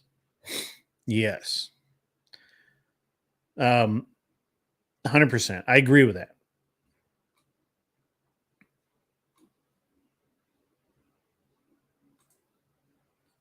No, I don't believe that. Because here's the thing. We're not selling Israel and Poland and all those guys. We're not selling them brand new shit that people are making. We're selling them, 30, 40-year-old shit that we just had in storage it's like we're cleaning out a storage locker. We should be generating lots of extra cash right now because we're not having to pay to store that shit and maintain it. So no, I don't believe that. I believe that our defense budget itself would not change. All that would change is that we wouldn't be giving other countries trillions of dollars to fight their wars. Our defense budget doesn't have to. This is the bullshit that politicians tell you and you fucking believe. Our defense budget doesn't have to change because we stop sending money to other countries so that they can fight their wars. We will still, I promise you, we're still going to develop next generation fighters. We're still going to develop badass ships that can go all over the world with, and you know, the next level of stealth technology in ships, and we will develop the next, you know, the next generation of hypersonic missiles or whatever, you know. We're still going to do all of that stuff. The budget, the defense budget won't change. What should change is if we're not getting paid, then we don't give them the money, or we don't give them the equipment, right? Like we need to stop finance. We're like a buy here, pay here lot that doesn't bother to go repossess shit when they stop making the payments. We need to stop that shit. And basically, yeah, just stop giving away money. So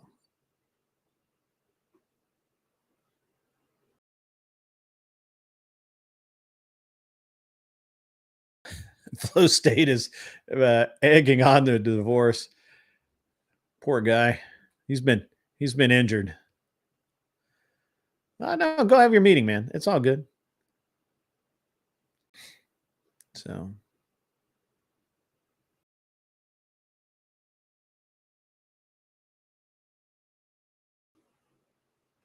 oh yeah, dude, I'm already called a heretic. I mean, it's fine. I don't care.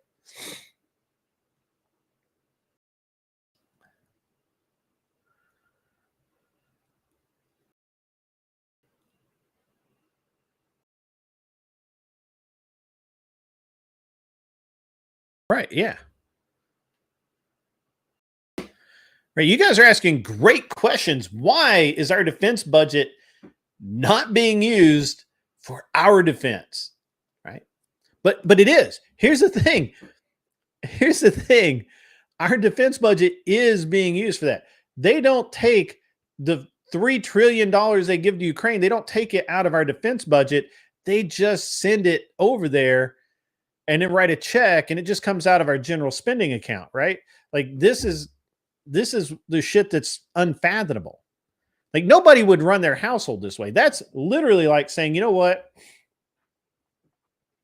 I want to help my buddy fuck over the HOA, so I'm going to send him, you know, $500 a month out of my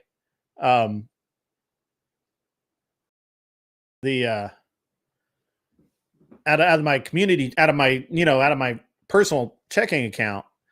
But all of the shit that I do for my business comes out of my business account like it should, and it doesn't. You know, I don't change any spending there. I mean, this is just stupid. So, you know, it's a different sort of thing. So, yeah.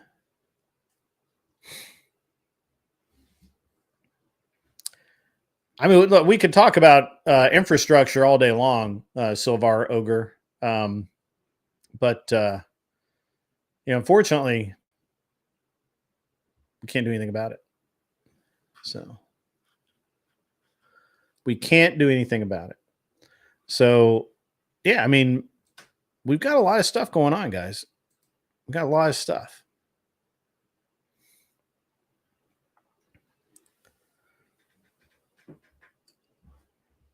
I think Glenn is sleeping. Otherwise, I think he'd be up here right now.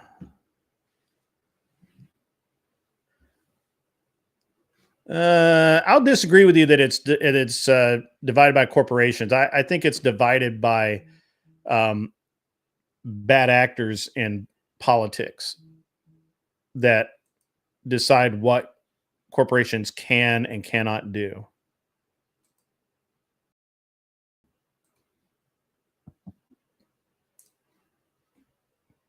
Because honestly, if it was controlled by a corporation, they would never agree to sending Ukraine money, because that money could be spent here. If corporations truly ran the US, they would not agree to that, because they would say, hey, I need that, you know, $3 trillion for my next generation fighter. There's no corporation that's going to agree to that. Mm-mm. The only reason that they wouldn't object to it, as long as they had assurances that their budget would not be disrupted. So, you know, that's how that works. We can't take the money out of politics. The best thing we can do is just you have to start voting smarter, and and term limits would be a great help. Also, it would be great if, just like bankers, if congressmen could not own stock. So, if politicians could not own stock or bonds, shit would change. Just telling you, it just would. No doubt in my mind whatsoever. Money is speech. I don't know if I agree with that. Money can certainly shut you up, though. That's for sure. All right, so I'm ready for callers, guys. We're in the last hour. I'm ready for callers. Let's get some people going. Let's talk. I've said a lot of stuff here. Angry rhetoric. I know that I've upset you greatly, so please feel free to come on up. You don't need a camera. You just need the microphone on your computer or your phone, and you too can be on the show and tell me what an asshole I am. So I won't even get mad. So.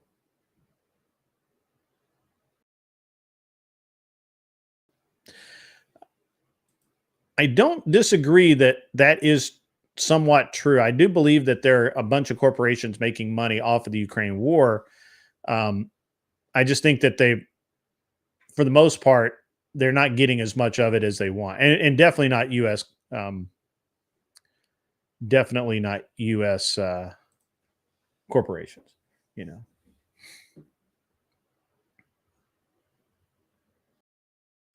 Yeah, that's fucking perfect. Yeah, exactly. Like politicians should not own.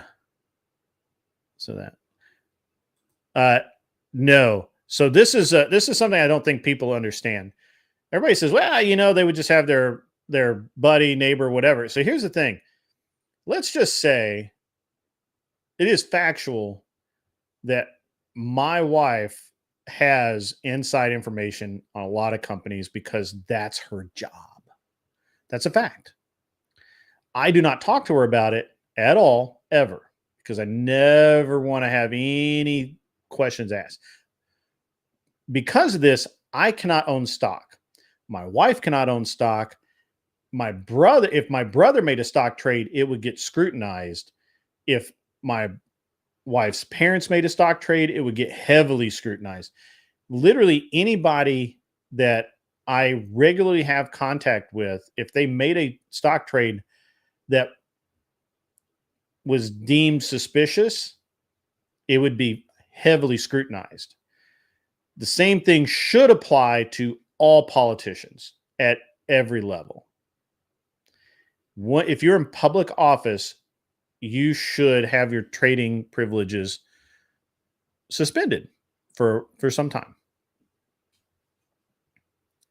So, you can't do that. I mean, and that's just the way it is. So, but again, politicians don't play by the rules. So, that's why we need to make rules so that they have to play by them. Yes, if I was a politician, absolutely I could. Sure. Yeah.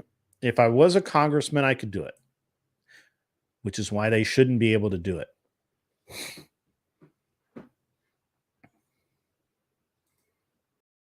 That's funny. That's very funny. Trading is very complicated. I used to do a lot of it. I can't do it now. I'm actually very sad. I'm very sad. For me to make a stock purchase in any kind of stock, it has to be reviewed by compliance. And there has to be no chance of a conflict. Which means, it's too hard. I don't do it. So nobody wants to come up and tell me what an asshole I am. Yeah, exactly. This is correct. And this is why Hunter Biden should be in jail right this minute. Burisma Yeah, Burisma should have done that.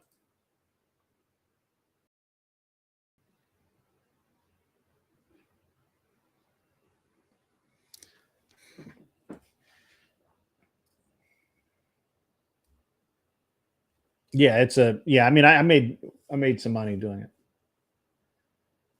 it. Well, you missed the earlier subject. Julie Mumford, you call in. All you need is a microphone. You don't have to cam up. I mean, I would appreciate that you are a real person. And usually, what we do is we blank the screen, and you show me that you're a real person, and then you can blank the screen again. You turn your camera off. You're welcome to come up. Most of these losers won't come up. They're not losers. Most of these guys will not come up.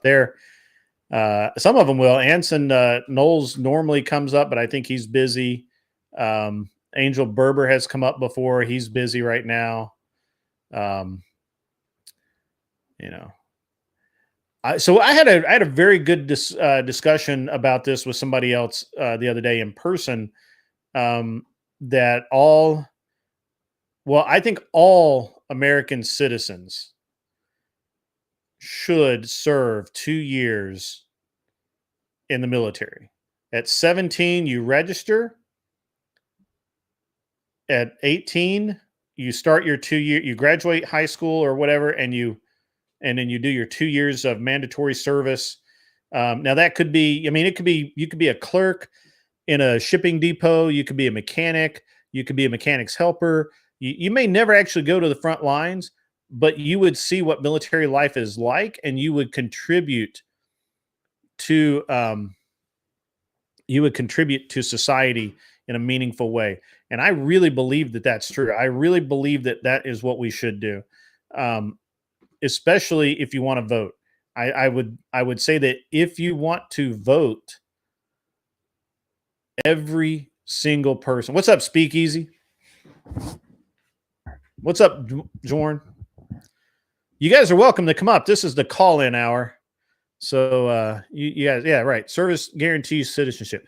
I believe that if you want to, that the only way you could opt out of this mandatory service is to forever give up your right to vote. You would never be able to get it. You would never be able to buy it. You would never be able to work your way into it. Mr. Boulay will help you, Mr. As a matter of fact, I need to give Mr. Boulay the link. So give me 1 second. I will do that right now. Because I didn't earlier because I was ranting or whatever I was doing. I was doing something. And then Mr. Boulay can pass this out to the other mods as needed.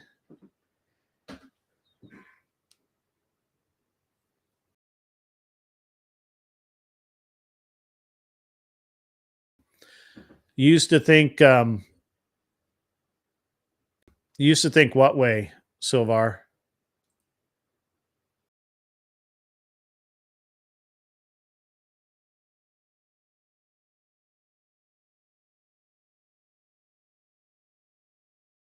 What did I?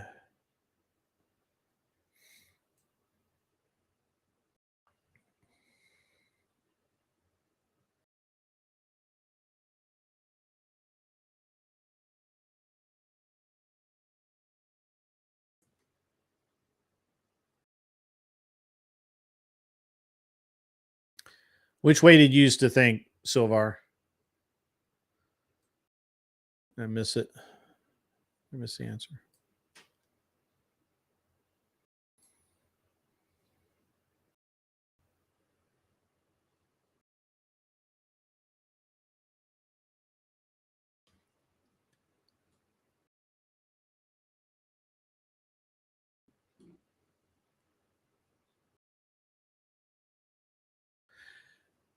Yeah, I think at 17, I think the best system that we could do in this country is the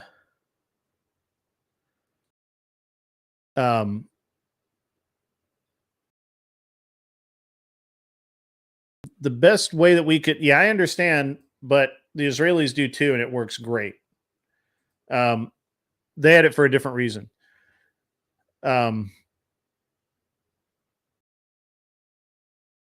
the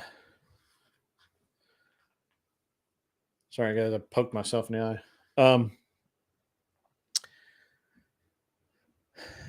Hitler and Mussolini did not have mandatory service for citizenship.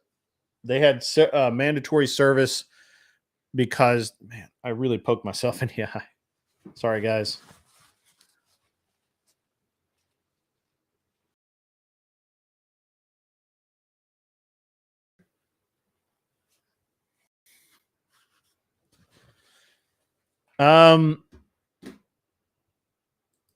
Speak if I can, man. If it works with the schedule, I'm down.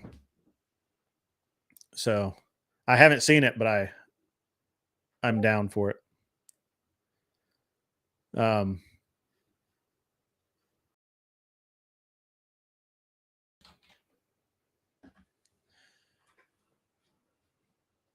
like moderating. I do pretty good at it.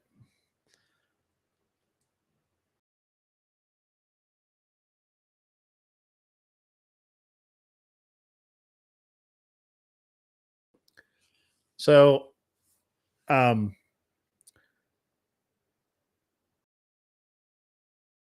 just don't. So the problem is in this country is that so few people have skin in the game, so they do not. They don't seem to really care about what the world really is. Yeah, do you understand what I mean? Like there's a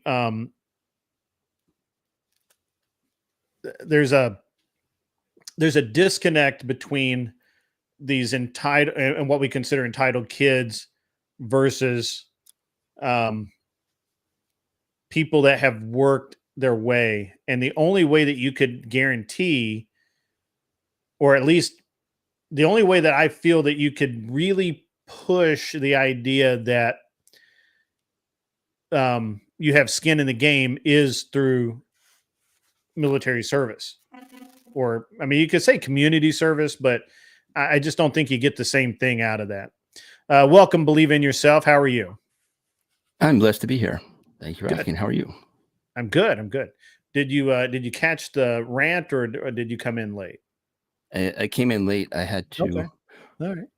buy a little food. I ended up washing my car and get gas. And sure. Yeah. That's I'm how things work. Heading to Ottawa on Saturday because I'm up in Canada. Okay. And I have a friend. Well, I know it's an adventure, but at least the little town I live in is the kind of place where it's okay if you forget to lock your door. At least it is right now, anyways. Yeah. My friend. I'm going to have lunch with my friend, the political scientist. The reason why I can observe politics without saying things that YouTube wouldn't post, and without me blacking out in rage. So, I'm not impressed at all with what's going on, but I already know that you aren't either, and neither are the people here. But I didn't come to apologize. I know that's Canada's job on the world community, but I just came to say hello. Yeah, great. I mean, the last time I popped up, I wasn't up for very long. I'm sort of working, which is why the camera angle is a little odd. That's okay. I'm supposed to be in a virtual office, so it's easier to have the camera off, like right up here, off to the side, so I can see the screens and be observed to be working. Sure. It's commission. It's commission, but it's calling. It's real estate. So I'm speaking to agents. And actually, I like speaking to agents. They don't all like my offers because I'm wholesaling. So there's that. But it's still very interesting because there's some. I'm going for the ugly houses. Yeah. So there's a lot of wiggle room, and I'm mainly working in Dallas and Fort Worth right now. Oh, okay. Well, there ought to be a lot for sale there. Yeah, there are. Even the houses that are, just basically people I found a house. Someone in the family had lived there for 70 years, and it's basically the lady that's starting to lose her memory and needs to go to a care home. And the place looked in great shape. But the real estate agent said, yeah, the inside's a whole redo. So I guess those pictures were taken before the end. So it's a work in progress. Yeah, that happens. But what was your rant about? Just curious. Just the the choice between well, first of all, taxes and the way that taxes are used and the way they've come about in this country. I think most people don't understand how the taxation came about in the U.S. And so I gave a little bit of a history lesson.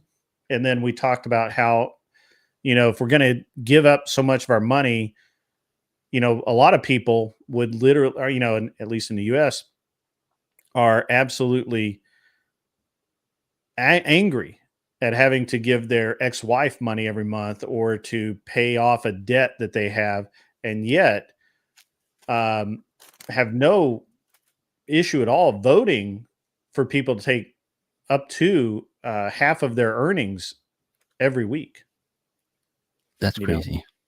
It is. It is nuts. And so the only thing that I'm concerned about in most elections now is who's going to spend my money the best and who is going to either not give me any new taxes or at least roll back some of the existing taxation. That's the only two things I care about. I really don't care what their rhetoric is. I don't care what their social mantra is. I don't care how many porn stars they've banged.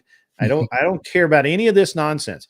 I only care about how they're going to spend the money, because I'm looking at this like, if you just think about it for this way.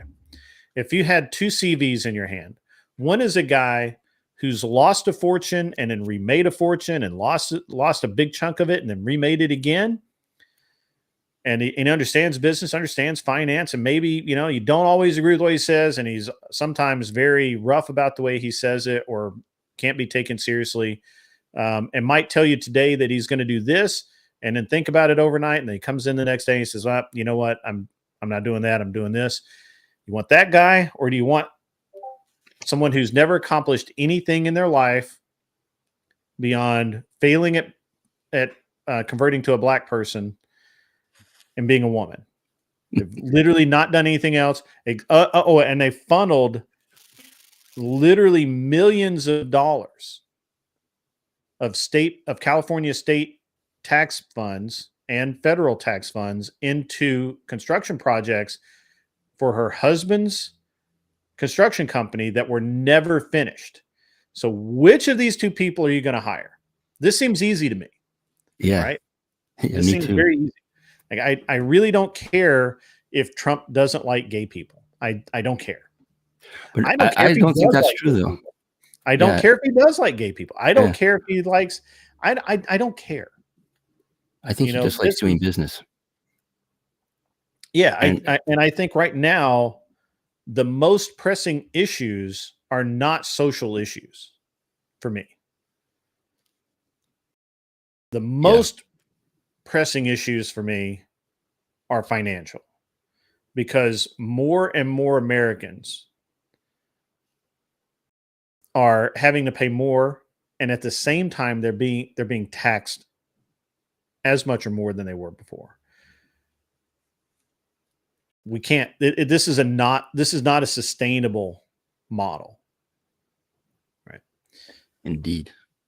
So, and one of the things that, if you just look at history, I'm sure you have, going into the Great Depression is when they passed all of the Social Security law or the income tax laws, and the Great and that prolonged the Great Depression, because the tax was anywhere from 54% at its lowest to 93%, depending on your income bracket.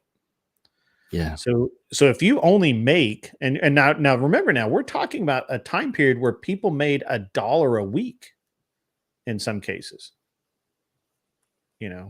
where, coffee was literally a nickel. A to go to the movie was a nickel. Pennies were like you could use pennies to buy things other than penny candy in a store, right? They had penny candy in the store actually. And this was a time period where up to, if you were being taxed at up to 54% of your income, or if you were taxed at 54% of your income, that's a massive amount of your income. So, it's just terrible. Yeah, it's just terrible. Yeah.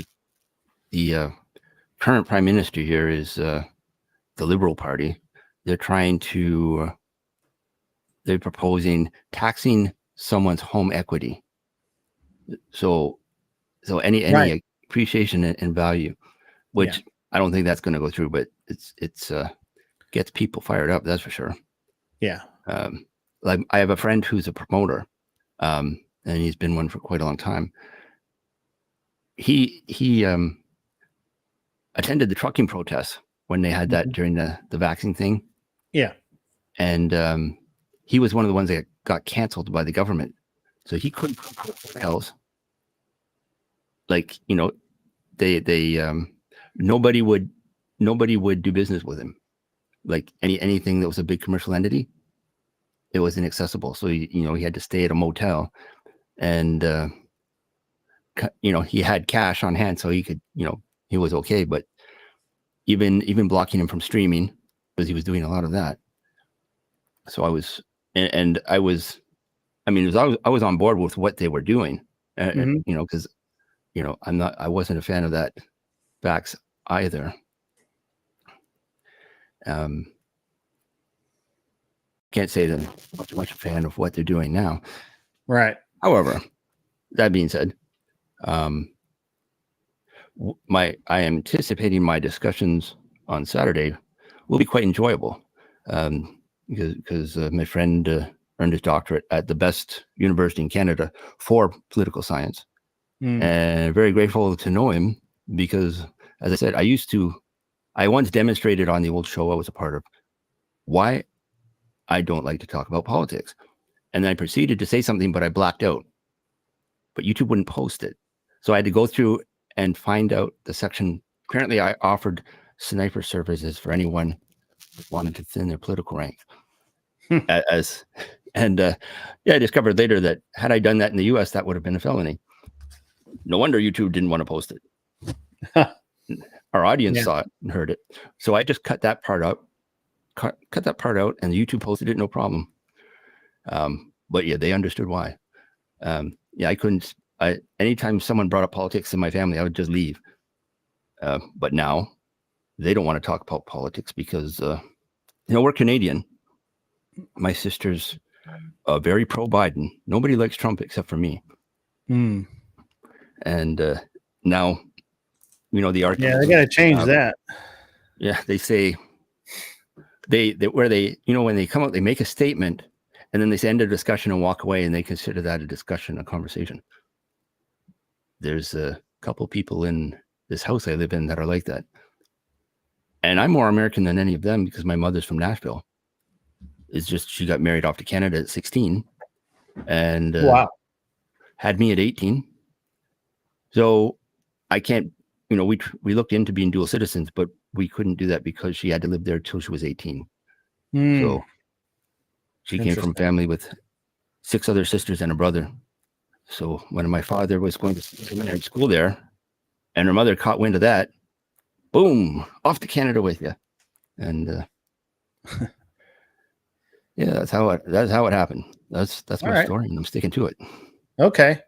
I thought we had some other guys coming up. I normally during the call-in session, it's just kind of a one at a time sort of thing, but I can't. Sure. I don't see anybody. Mr. Boulay, or am I just not seeing the right thing? I don't. There's nobody here. Yeah. Does it take a Canadian to come up here and face the limelight? I think we had like 3 people that wanted to come up, but I'm just teasing. I like you guys. You know that. So nobody's in the back room, so I don't know. But yeah, my Grandpa Mobile is running fine, and grateful for it. I have a '99 Lincoln Town Car. Oh wow, that is everything works. Yeah, everything works, and it gets good. It gets good mileage too, especially if I draft a tractor trailer on the highway. I just have to be careful not to get too close. Modern cars don't care about that. They're too aerodynamic. It doesn't make a difference if you draft them or not. But it sure does. Town car. Yeah, it did when I had a Cadillac STS in the past, and I drove all the way through Quebec, about 4 feet from a tractor trailer's bumper, at the speed limit, and my instant fuel economy was off the chart. Yeah. Okay. That doesn't mean I wouldn't want a rotary in the future, but that's why I came out of retirement, to make some money. That end, because I retired in 2017, and that was a forced issue, a constructive dismissal. That wasn't any fun, but it was enough to survive. But now it's not enough to survive because the property values have gone crazy.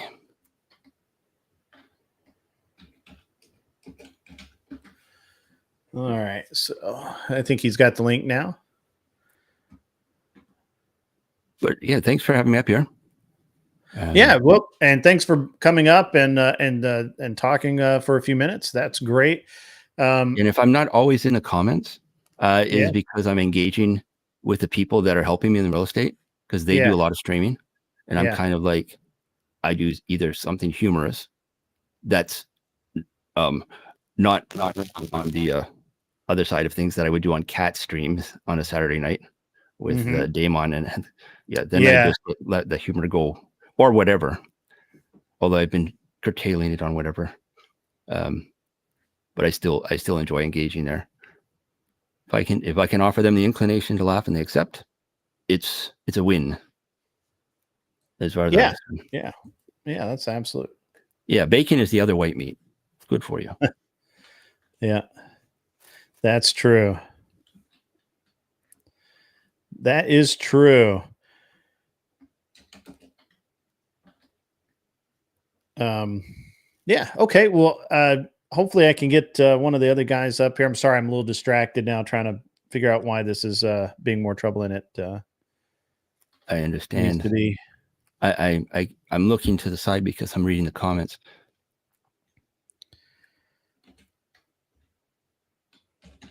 But yeah, if I could have guns, I'd have them. I'm a fan of. I was a huge student of World War II when I moved back to Canada. I read every book in the library. My son is a big student. World War. Yeah, my son's a huge student of World War II. Like, he is like all about it. So he is. I'm a big tank fan.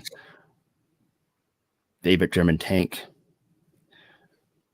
Not the Panzer, even though it's complex and breaks down a lot, it does look cool.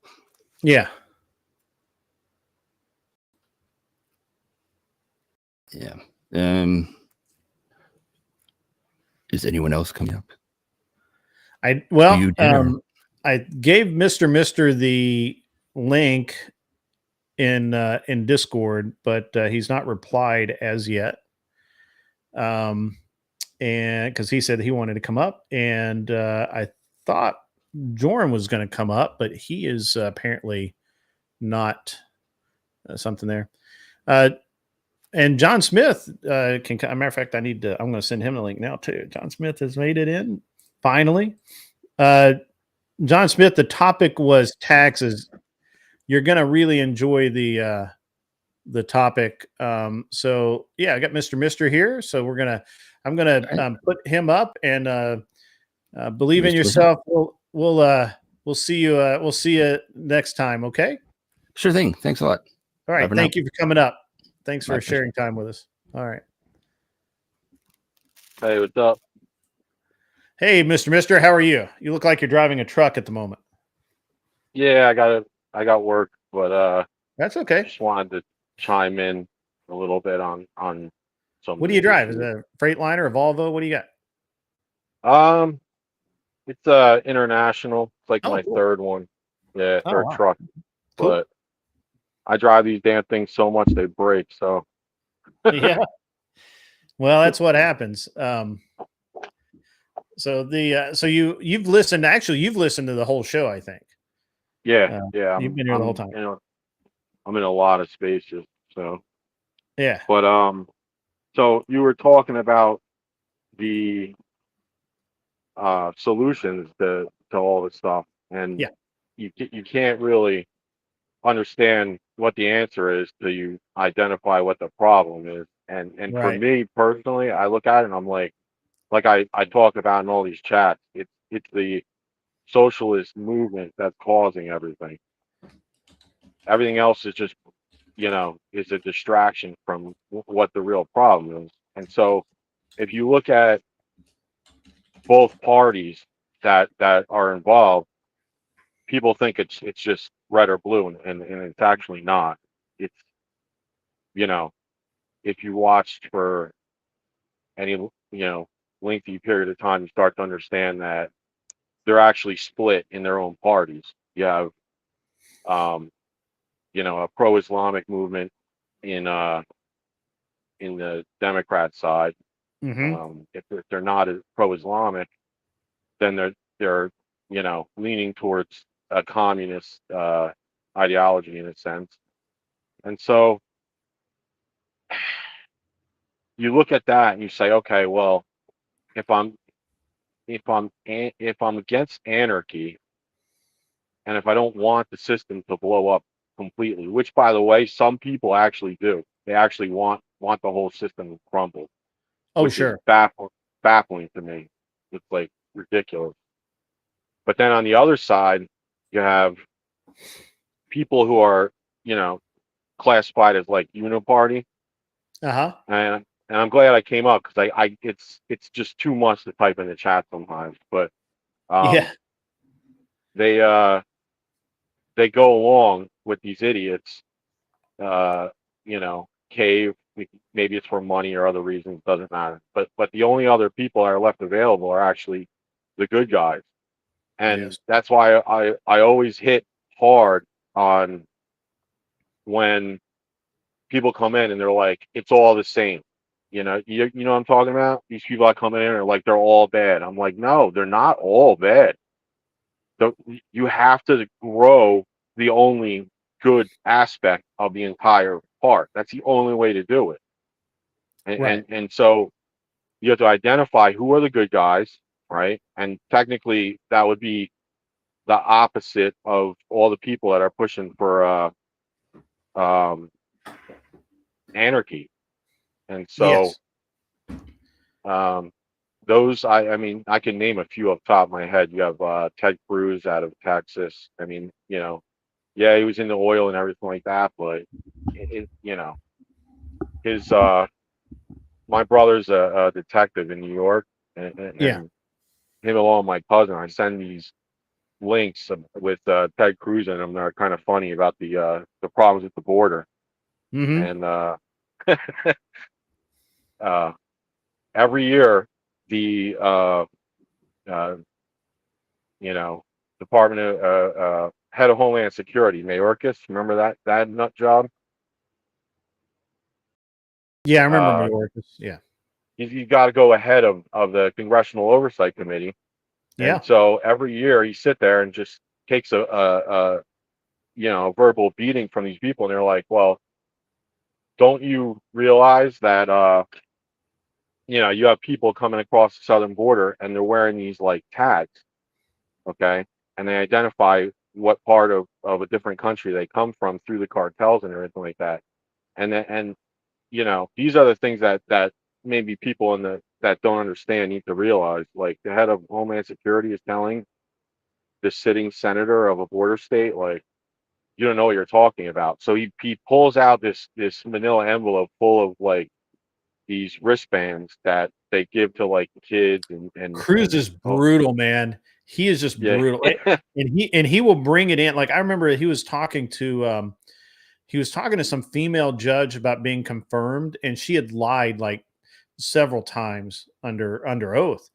And he Yeah. had literally like printouts of all the things that she had lied about, and he just literally had one of his aides sitting there pulling the cards off, showing the next lie and the next lie and the next lie above, then it would have the lie and then the truth below it, right? Like, this is what you said, but this is what the reality is, and we know that because here are the facts. And he is just brutal that way. And he can only do so much. This is why we have to constantly vote these people out. I just use that as a small example, but the larger point is that, from my view, we only have like 11 total in Congress. 5 new ones that are coming in.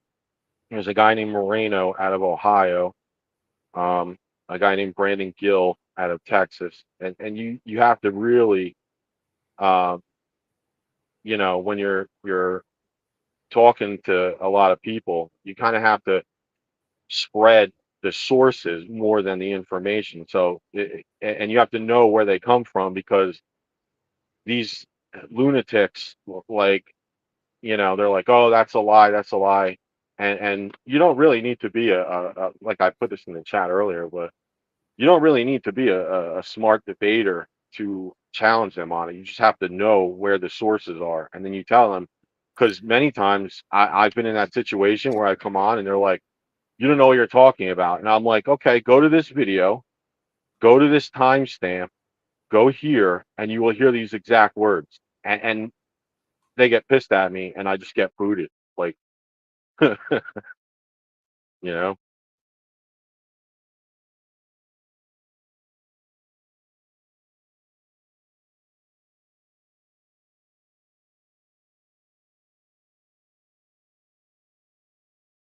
Can you see me? Can you see me? That was very strange. That was very, very strange. It's like, yeah, I'm telling you, there's something about this, because I can't.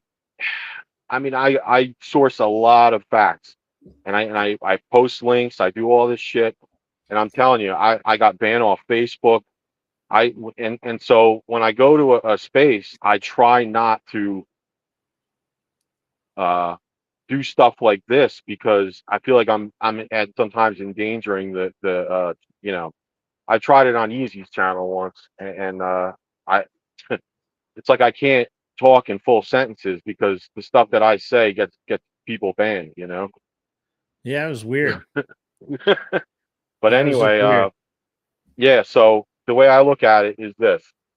So the both parties are actually split into 4 groups. I'm trying to make this as quick as possible, give other people a chance, but yeah, I appreciate that. John does too. He's waiting in the back, I think. So the antithesis is that the populists are the only good guys, and they're only strictly in the Republican Party. And so Trump is that. They're not even Republican. They're not really Republican either. They're like middle road, kind of conservative. Like, they're not true conservatives. And they just found a home in that party, really. Right. And realistically, we need to move more and more conservative, but currently we can't, and we have to take what we can get.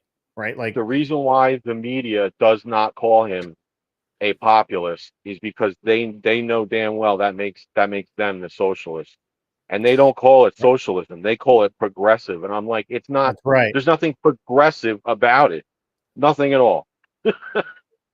It drives me crazy, because I'll go into any right leaning. I'll say this before I bounce out, but sure, I'll go into any even remotely right leaning space, even if it's got stuff to do with like modern dating and any shit like that. I'm just like, I'll try to push a little bit that part of the reason why we're having these problems is because of what me and you are talking about.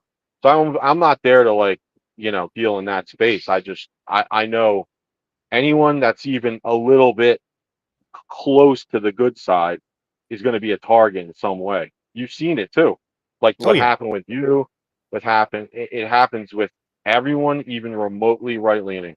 So but I just wanted to come on and just say, like, yeah, the populists are the good guys, for anyone that doesn't know, and socialist is progressive. So anyone that uses the phrase progressive, It really And- means socialism. Yeah, and even when Democrats say progressive, they mean socialism. When conservatives say progressive, they mean Yeah, they mean federalism. They right. mean federalism, right? So they and that's the problem is that we're too federalist, right? That's the Yeah. problem. And so what we really need is to get rid of all progressiveness and go back to and just be traditionalist, and that way we can have conservatives, we can have liberals, and we can talk again, and things will be a lot more straightforward because you are right. Progressivism, while it's not strictly socialist, it almost always goes to socialism. And I don't course, like the term progressive. I really do not agree with I don't most like things it either. progressive. And the thing that I like to say one more thing too, real quick. The lie they're telling people in these colleges, a lot of people don't know this. They say right wing, all right wing is fascist, and it comes from they link it to the racist argument, everything like that. But they reference that from it. You can Google it. The first reference was Mussolini, and he called Right. himself a socialist. He said, Yeah, he all was right wing is fascist, and I am a self-proclaimed socialist authoritarianist. And those people saying that all the right wings are the fascists, they're the socialists, and they're teaching these college kids that without. Fascism was coined by Mussolini because he didn't want to be called socialist, but he was a socialist. Yes, And yes. so he coined fascism as a term so that the government, in theory, it's government owning the means of production and allowing the people to work there, but it's not in theory true communism, right? So it's very I really dislike it when the left calls people on the right fascist, because I'm not socialist at all. I don't want any socialism. So don't call me a fascist. Fascist is what you are. Like you were the one that shut down all of the people, right? The big lie is that at the end of it, they want a utopia, technically. Like that's what even around the world, you can't achieve a utopia like that. It's a disconnect from the religious to their ideology. There is no attainable utopia on earth. The best you can hope for is a balance, and But I don't think we need a balance. I think life needs to be hard. I think life needs to be challenging. I don't think we need the government to protect people's feelings. I don't believe that. I really don't believe any of the agenda. I find it completely stupid. And it's the entire reason this show is called An Unreasonable Man is everything they try and sell you is it's reasonable, right? It's just reasonable to have this. It's reasonable to have that. It's reasonable to not be able to collect rainwater because of some stupid ass reason nobody's ever told me. It's reasonable to tell you that you have to buy a hunting and fishing license. Of course, why would you not buy a hunting and fishing license to help the state provide for the wildlife management? Well, sure, okay, I agree with that. But then my money is being used for all of these other things. So none of that. So I am unreasonable. I really need you to explain to me why.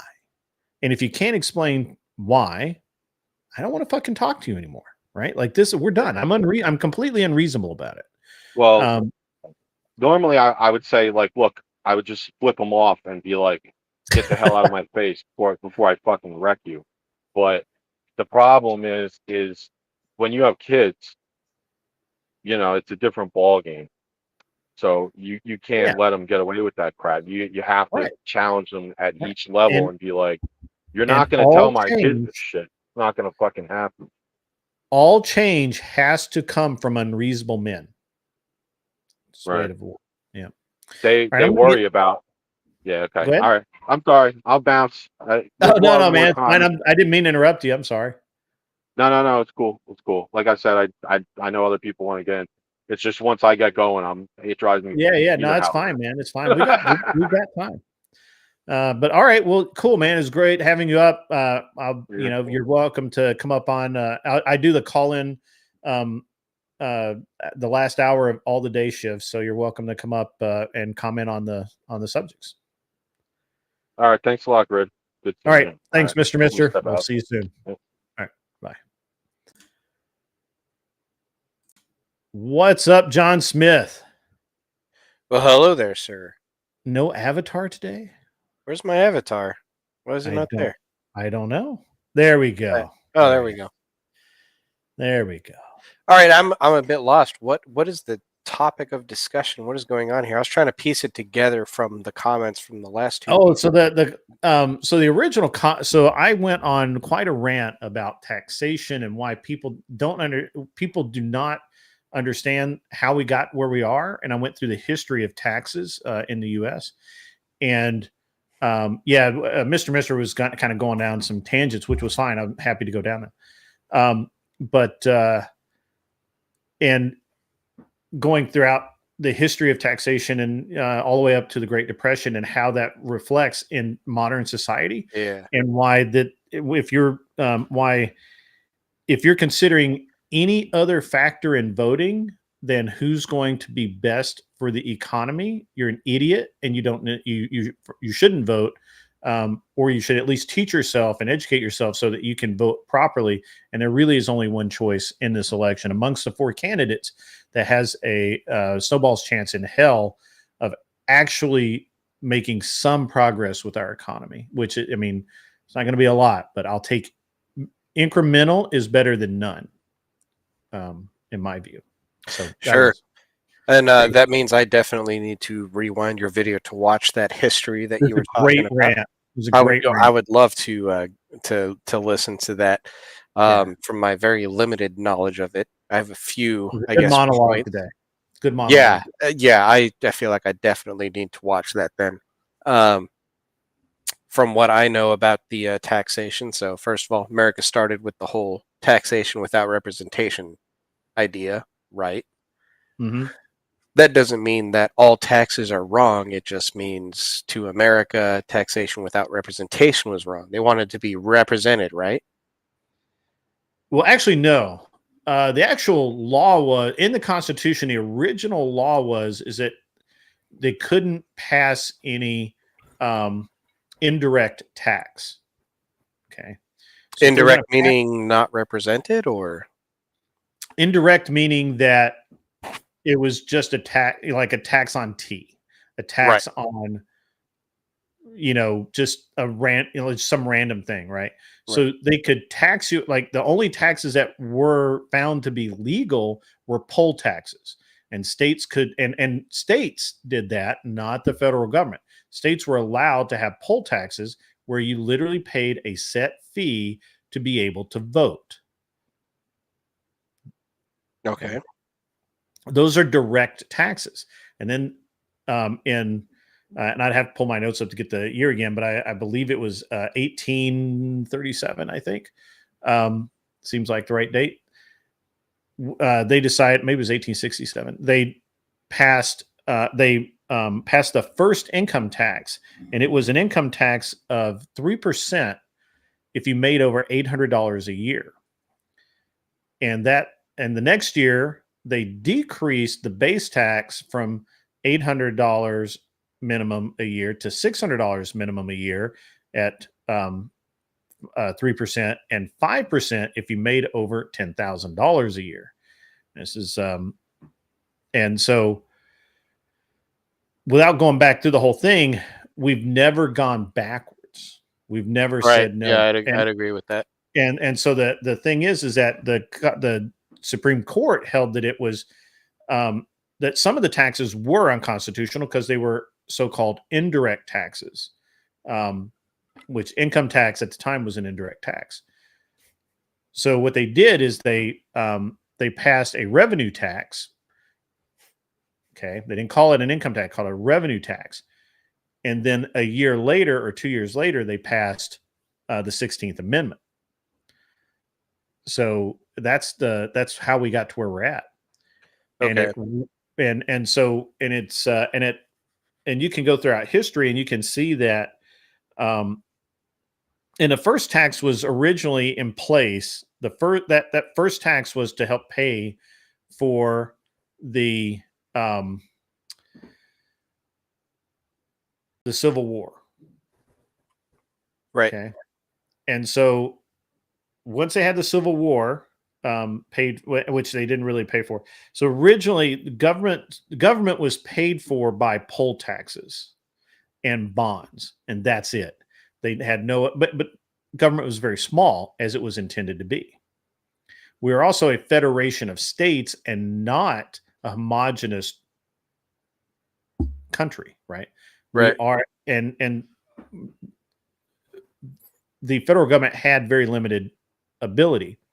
They've expanded that now, and watch the first part of the show. The first part of the show is really good. I go through all of it. You know what you can't, why you think you're free, but you are not free, because literally the federal government prevents you from doing so much. There are laws that are really ridiculous that serves these people but do not serve these people, and there's no such thing as equality before the law. You can think that there is, but there really isn't. If I want to capture rainwater, that's illegal. Why? Yeah, I agree with that. So I guess my initial question would be, do you happen to know when it was that the first congressman, to my understanding, at the beginning they were volunteering, no taxes paid for their Correct. income, right? Correct. At what point did it become where they were paid to be congressmen? I believe after World War II. Okay. And I could be wrong about that. And let me get to Ghost 1978 donates $5 for his grift tax. I appreciate that. All taxes here are voluntary and optional, so you do not grift tax. And what was the last one from yesterday? Prize pig tax, I think is what it was called. I'm not really sure that, and originally the congressmen were paid by their states. Right. They weren't paid by the government. Now I they're think paid you and I and I think a few other people in a previous video had talked about. We had got into convention of states. We talked about term limits. We talked about what maybe perhaps the median income of each congressman should be. Like, we got into all of that. As it stands right now, taxes are constantly being upped in order to provide them with more income when they don't represent the actual people who voted for them, things like that. I don't shoot. I have a huge problem with taxes. First of all, because they take my money. Okay. Right. And that was one of the points I made, is that, you know how hard people fight against giving their ex-wife or ex-husband $100 a month, but you will literally let the government take up to 50% of the money that you make. And then just go throw it out there in your face. And they will say, we're using your taxes on, first of all, me, your congressman. I'm getting paid off your taxes. Then I'm going to use it on stuff you disagree with. Right. That's worse than the ex-wife. And the central bank being formed was, Congress specifically formed the central bank because prior to that, the states had their own currency. And they controlled the print. Well, and I say their own currency. The states had a bank, and that bank printed the money for the state. Do you understand? Like, that's how that worked. And then all that changed. And when that changed, that was a bad deal for everybody. It just was. And so the central bank gave the federal government the ability to control how much cash was available. See, prior to that, you could only print cash in very small amounts. Right. And nowadays, when our Congress members talk about they have the power of the purse, first of all, how effective is that? Because I haven't seen it effective at all. where they say, well, we're going to just stop funding this thing. It didn't happen. The thing is still funded. People still do what they want. As far as like, oh, we're going to continue to fund this certain operation about how, birds act on cocaine.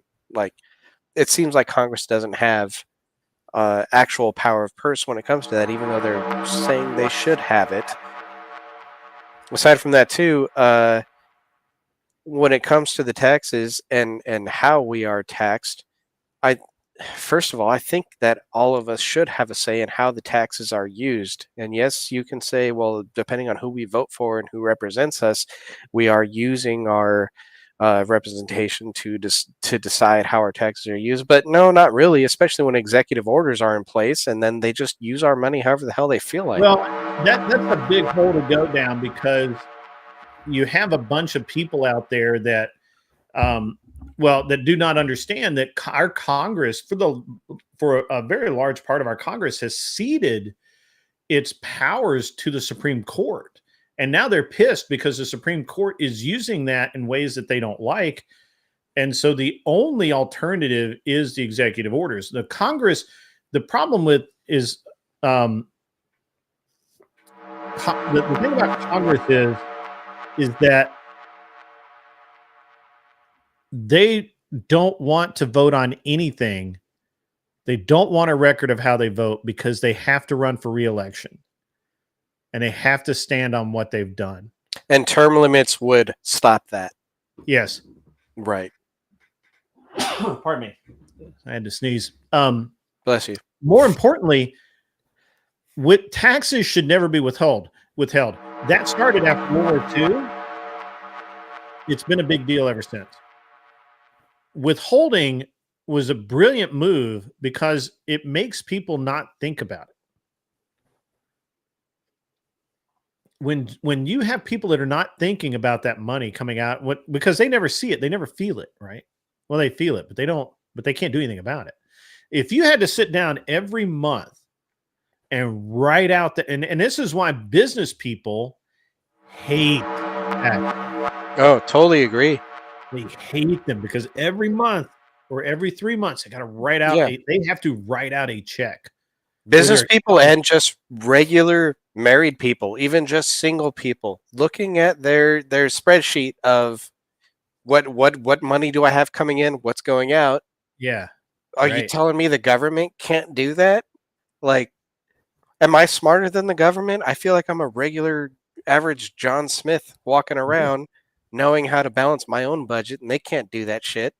And I'm supposed to vote for them? Like, right. Back in the day, like what we were talking about before taxes came into play, where before they had an income and a salary, it was all donations. It was just, I want you to still be able to represent my state or my city. Let me give you money to be able to do that. And it was all just entirely, what's it called? Where they're just donating stuff voluntary. Rather than all voluntary. Yeah, it was all voluntary. It's just like this channel, right? So Jess, by the way, Jess, thank you for donating memberships to the channel once again. That's really awesome. Apparently, I'm freezing on screen. I don't know if maybe Me too, a little bit. I'm watching on my other screen, and yeah, both of us are doing that. Also, yeah, Jess, thanks. I just came from her channel, celebrating 24 hours of her 100 subscribers. So awesome, good. So I don't know why I'm freezing. I have really good upload speed right now. Whatever.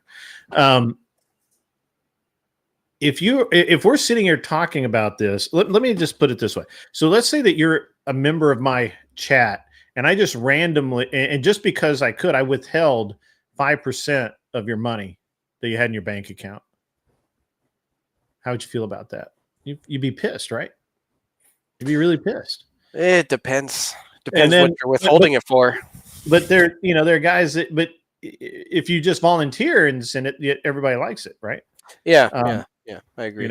And here's Jess, Australian $5. Thank you for the Monopoly money from Jess White.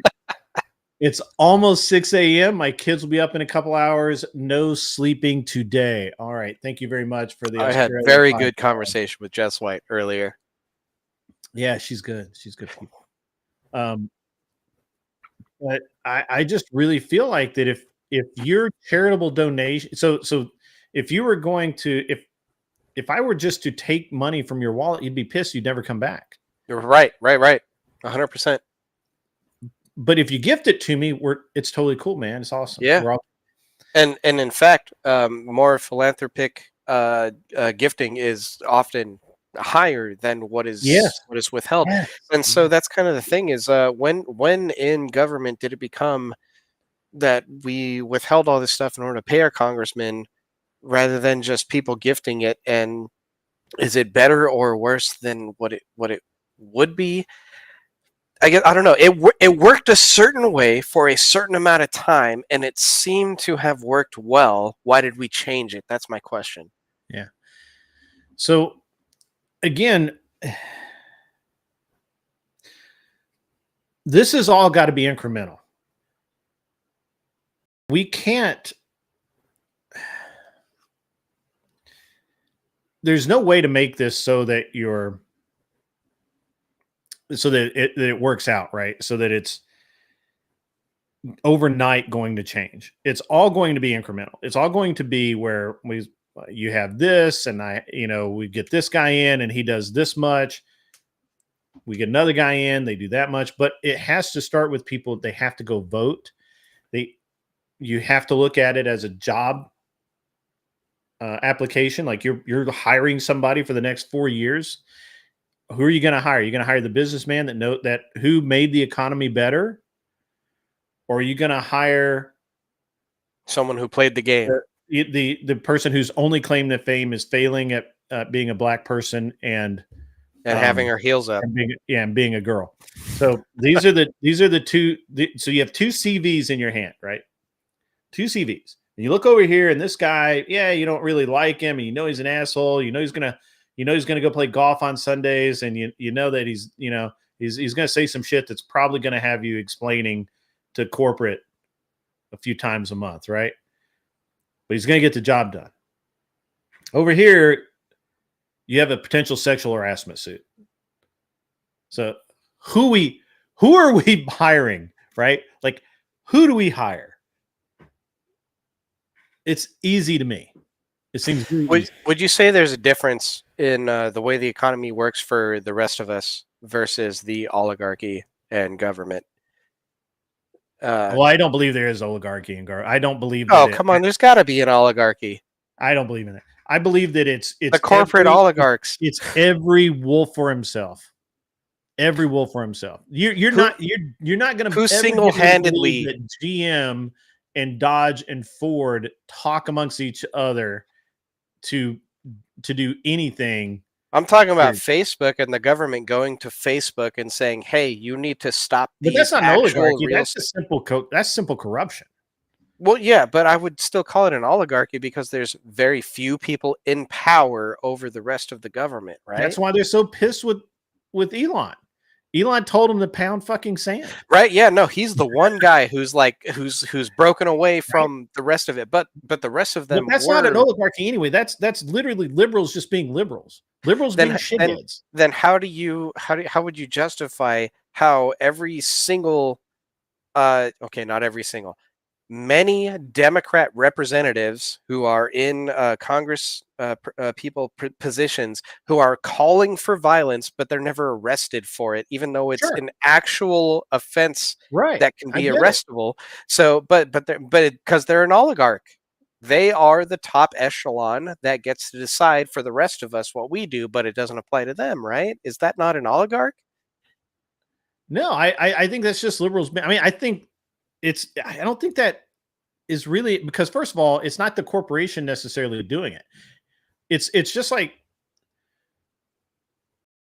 even if you have and I know people at Facebook and they're like, yeah, I'm conservative, but I can't say that. Like, I can't talk about it. I can't do anything about it because the leadership of the company is this way, and so many people around them. And so many people around them are that way. Like, they will lose their jobs, right? Like they have to almost pretend to be gay on occasion to not be put aside. I don't honestly believe in that. I know too many people that work in these companies that say, It's just a shithole, and this is the way our leadership wants us to go, and that's it. We're just right. But aside from the corporation, if we're talking about just the actual Congress people who get to commit, well, the Congress crime, people is just so that's and then make decisions for the rest think of that us. we need to term limits and all of that. What they become is they become, instead of becoming oligarchy, they become noblemen. But aren't we right now in a okay, noblemen? Let's say, are we not now in that type of situation? Oh yeah, we definitely have the landed gentry. You know what I'm saying? Right. Like so when you say oligarchy, I picture basically like huge corporations and gangs of people that are not even behind the scenes doing stuff. Right. These are noblemen that honestly think they're doing the right thing. Like and even if they don't, they know enough to talk like it. Right. Like they're not using the force of violence to or the dirt they have on people, although they do. I mean, sometimes they do, but usually it's because they honestly believe in what they're doing. And if that was the case, I think we'd be better off. But when I say oligarchy, I'm talking about very few, very rich, very powerful, very connected individuals who are running the country. It's not just the president. It's maybe 10, 20, 30 very rich, powerful, well-connected people who are making all these decisions for the rest of us. Screw democracy, screw the republic, screw any representation. Those 30 people get to make all the decisions because they're the most connected and they have the most influence. So it's like in the old days in a monarchy. The king would have his noblemen, like you were talking about, who would advise him. This isn't the same. This is the noblemen taking over and then saying we have all the control and all of the power. I think we have an aristocracy. I really do. I really think that we aristocracy. That's a better term. Yeah, I like that. That's what I'm talking about. It's not an oligarchy where it's a criminal enterprise, and aristocracy and they're social. It is an aristocracy. You have So you have your king, right? That's the guy that they try and elect president, or the guy behind the scenes that gets the president elected. We don't know. We don't know who that is. So you have your king, or you have maybe a council, right? Tribal council. And then those guys select the noblemen, right? Those are our congressmen. And those noblemen then get, their dukes, and then they get barons, and then marquettes. It all starts to tear down. At every level, you have a different level of noblemen, but they're all working in the same direction. Right. Whether they agree with it or not, because they're promised something, right? They were promised something. So Bill Gates, I see Mr. wanted forced vax, right? When Bill Gates wanted to force the vaccine, I'm guessing because he had some massive amount of money he could make, right? Even though he doesn't need any more. Yeah, as many of them and did. So he goes to the king and says, hey, I need to have this happen. Yeah. Right. And then you get a bunch of other of those high-sitting noblemen to say, yes, king, we also need this. And then you have some of the noblemen saying, hey, my state, Texas, says, F you, we're not doing this. Mm-hmm. Yeah. So it seems to me. And now what you have is you have internal strife. So, I mean, you could read Robin Hood and predict this shit. Yeah. And that's why I think right now, America, as much as we want to say, or as much as they want to say it's a democracy, it's not. It's a republic, or at least it was founded as such. Yeah, but now I feel like it's more like what we're talking about. It's a federation of states. It's right. It's not even a republic per se. But it seems to be even more of an aristocracy that has lost its gut. The aristocracy now, it seems like you can't go up against the Supreme Court. You can't go up against the executive. You can. I mean, you can. Look at what's happening with 2A. This is the problem, and this is what I said earlier. For years now, we've had, and I understand why you believe this. You're told this by a bunch of different people, even people that purport to be on our side. Well, you can't do it. You can't. You're never going to win. And it's meant to help get you into this defeatist attitude. Yeah. But And I'm not there yet. I'm just letting you know I'm not there yet. For decades, there was one voice shouting above all others that said, fuck that. And it was Rush Limbaugh. And you look, he was right. Every single time he was right. We were able to get, people said we couldn't get Trump elected. It was never going to fucking happen in the first place. The same people who said we can't get him elected today said that we couldn't get him elected the first time. Right. But we did. Now, obviously, the second election, I honestly believe that the only reason that we did not have Trump as for a second term was COVID. Period. End of list. I think it was cheating, is what I think. Obviously it was, but I mean, it couldn't have happened. That's why they're in such a panic right now. They don't have enough time to set up another bullshit run. They just don't. So do you think that commonplace people like me and you would be able to affect? And we had a conversation about this before, but do you think we'd be able to affect the way that our representatives then are supposed to be moving and voting? Because it feels like it's just me. It's no one else. It's just me writing you right now. But it isn't. There are hundreds of thousands, probably millions. I would hope so. Millions of people right now are fed the fuck up. And I was saying earlier, there are single moms now that traditionally would only vote left for the social programs, that they can't afford food. The only reason a lot of the people right now are not underwater is because they keep extending the credit limits. If we had, and the only reason they're doing it, the interest rate is so high. If the interest rate goes back down and they start pulling the credit limit back, and or what we're really going to see is all of the foreclosures that are coming.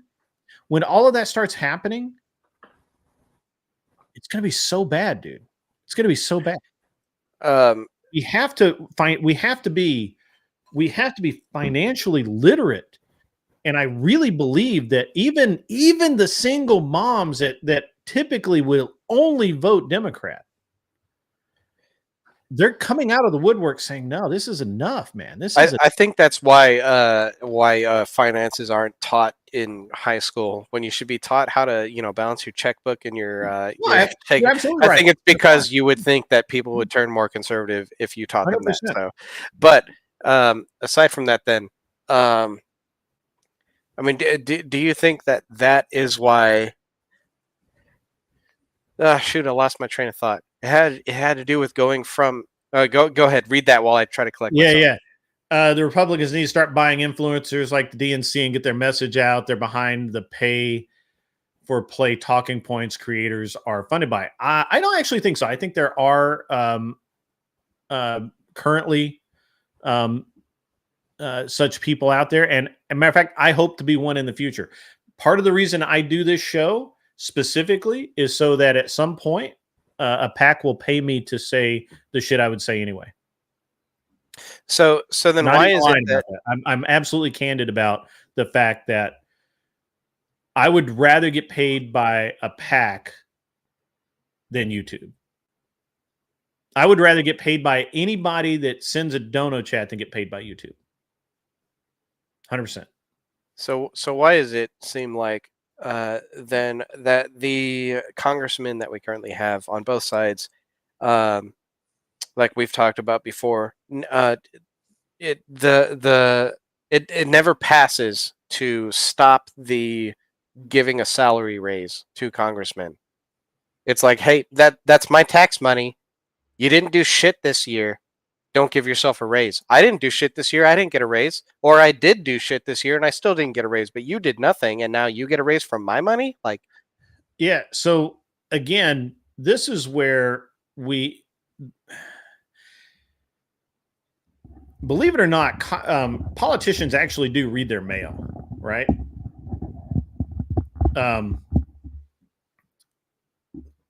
They do read their email. They do read all of that.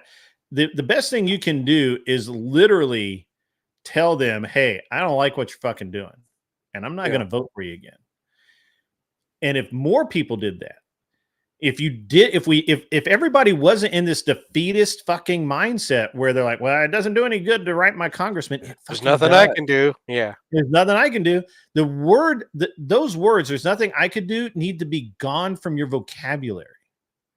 Because if you don't do it, who the fuck's going to? Right. The guy next to you? You want to put all of your shit on the guy next to you? What kind of asshole are you? And yeah, and is he going to write your congressman? Right. So, yeah, I get that. Like, I mean, what kind of asshole are you to ask people to do things that you won't do yourself? Yeah, and I've seen a few clips on I guess it was Forbes that was looking at the actual congressional hearings for different things, and those representatives pulled up emails or letters, photos of letters that said, "Here's what one of my income or my whoever I'm representing. This is what they said," and that kind of gives me hope that it's like, okay, so one, maybe they actually do read it, or at least their assistants read it, and then they say, hey, this is one you should look at. Even then, that's better than none. Still, though, I'm like, okay, even if you are that kind of representative who looks at and reads all of that stuff, how did you vote yourself a raise? How did you still vote yourself a raise? And this is, so this is an important thing. So, like, that's my tax money. You just took it from me. Yeah, right. You've got to send that. You've got to do it, and you have to tell 10 of your friends to do it, and they need to tell 10 of their friends to do it, and they need to tell 10 of their friends to do it, and you get 1,000 of you guys, or 100 letters to a congressman is like fucking huge, especially when it's not about, hey, can you please reinstate the dog catcher? I'm tired of fucking dogs running around. Yeah, but like, wouldn't that's the kind of shit they get. Wouldn't a good congressman not require 10,000 emails? No, say, hey, don't give yourself a raise when the rest of your people. Why do you expect people to be better than you are? Well, that's what I would hope for. I would hope for that in the person I voted for. I would hope they're fucking human, just like you and me. Well, yeah, I understand that, but if I'm choosing someone to represent, wouldn't I choose the best of us? Like, I would choose someone, hopefully, that had and aspired to more than I am, and so therefore he had. I think they all aspire to it, but what they think of is more than you. It may not be what you think of is more than you. So you have to make really clear, hey, I'm really in favor of term limits, and so are 1,000 of my friends. So here's an example of this. In real time, it happened. Brandon Herrera, who is a gun tuber in Texas, ran against in the primary against the incumbent Republican Golden Boy. Right. And only lost by 400 votes. Okay. Now that's huge. That's really huge. That's a big deal. I can't even tell you how close that, and it scared the shit out of him. And Herrera spent maybe $1 million. The other guy, Gonzalez, I think it was his name, spent $10 million in a primary. Right? So this is how you make that happen.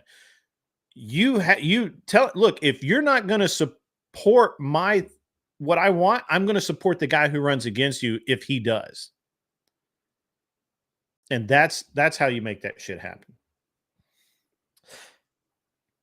So I guess even if they don't agree with the problem is that I think a lot of people, including myself, and I have to pull myself back all the time and say, I don't need you to agree with everything I say. I don't even need you to agree with maybe 50% of what I say. As long as we're heading in that in at least a similar direction, then we're good. Right. Right. I don't, and this is where I think a lot of bullshit happens. A lot of people go, well, I can't ever get anything done. Government sucks, all this. Because what they're really saying is that I don't like it because I can't get things done. Or they're not doing the things I want them to do. It's a give and take like anything else. But you can't stop trying to get the things you want, right? Like right now, I would really like Trump to pull us out of every world war, pull us out of NATO, right. Pull us out of every fucking literally every foreign deal that we have. And a lot of the a lot of the support that we're giving out, either to the world or to ourselves, is again tax based. Yeah. Do you think that if we, I mean, it's kind of logical, but if we pull out a bunch of that stuff, for example, giving $80 trillion to freaking Ukraine, or however much it was, 80 billion, I don't remember, but if we got rid of a bunch of the stuff that is taxing our taxes, would we not then have less taxes? If we stopped doing the whole, federal education system that is entirely bloated, we shouldn't do that. If we stop doing FBI and CIA and a bunch of... First of all, there's no federal education system.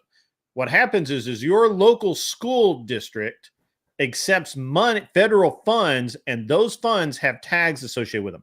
So wouldn't it make more sense just to accept my state tax before it gets totally scalped by the federal government? No, I agree. So here's the thing: Tennessee operates at a budget excess, right? Okay. We have money to spare.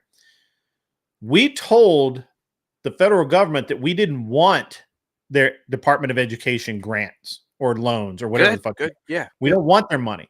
Keep your federal fucking money, because it came with strings, like having to do the whole gender bullshit. Right. Tennesseans said, no, we don't want that. Bill Lee said, keep your fucking money.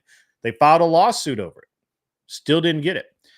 We have to get out of the WHO. We have to get out of the UN. We have to get out of NATO. All of that money coming back in helps us. That's money that that's money that can pay down our deficit. That's money that can be put.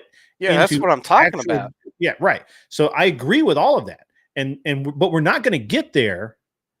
We will not get there. Why not? Until we put the fear of losing elections into politicians. And the only way we do that is literally you and Farney and Nayika, however you say that, whatever, Smoking Spaceman, every single person, which we have 30 people right now watching, if all 30 of you went out and told 10 people and had a real conversation and said, this is what it needs to be, if even 5 of those people agreed with you, that's progress. This is like because that's just the way it has to happen, man. It's just the way it has to happen. There is no magic bullet. There's not a single shot that's going to be fired to fix this. Right. It is ground level. And it's disheartening sometimes, because you will hear somebody like Destiny get up there and rant for 3 fucking hours about bullshit. And then you call it bullshit, and he's got 10,000 people shouting you down. Yeah, this is like a business coach I used to work for, very much like Tony Robbins, except actually morally worse. Yeah, the whole idea was, and I'm sad to say that this actually makes sense now. The whole idea was, you call 100 people, 10 people will answer, 2 people will say yes. Those are the 2 people we need, and you do that over and over and over. Yeah. You call 100 people for 2 people to say yes, over and over. Yeah, but we're not selling them anything. Right. My thing with that was, okay, but you're entirely selling bullshit. So, but in this case, it's different, because you can see the cultural effects. There are cultural circumstances. There's real effects that are happening here that you can point to. And so it's different to me. You can point to Brandon Herrera, who only lost by 400 votes to the incumbent, who spent $10 million. Right. And he's a gun tuber. Like, there were a lot of people that just didn't like him just because of that. Right. Yeah. And look, he got out there. He met people. He talked to people. He went to the town meetings. He went everywhere in his district. It's the biggest district in Texas. He went all over it and talked to so many people. And he's like, it was the hardest thing he's ever had to do. Go watch the video that he made on it. It's literally like, this is how you win politics back. This is exactly how you do that. Sitting around and whining about how we can't get anywhere, that the Dems have won. I mean, fuck if that's the case, then the Dems have won. But are you that asshole? But how also can you say that the Dems have won when Republicans are also the ones agreeing to increase the taxes on bullshit? then again, once again, the only thing a politician fears is not being reelected. So get your community to get together and say, hey, quit voting for that nonsense. Right. That's quit increasing taxes. The whole reason that Brandon Herrera ran was because the Republican voted for gun laws that no one in the community supported. Right. Or, I mean, I'm sure some did, but the masses did not support this. The Republican voted for it because of pressure, because of Uvalde. Okay. Herrera said, that's bullshit. You work for us and I'll run against you and I will beat you. And he almost did. And that put the fear of Jesus in that dude. Yeah. Yeah. And now he will, next time he goes to sign or sign his name on a vote, he's going to think, I almost fucking lost.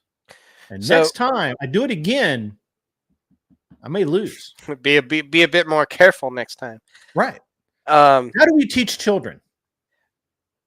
So politicians are the ultimate children. So let's say we were looking at the, let's just say that giving Ukraine all of that money was actually put up to a vote. This is our tax money. We get to decide, right? Let's say it was put up to a vote. Some people will say we already decided that when we voted our president. Sure.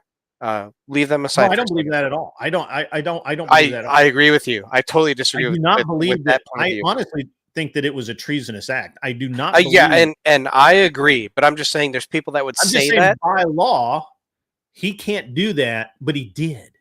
Right, and because executive orders are being used now in a way that was never meant to be used. But having said that, it was done. Let's just say that that's where it is.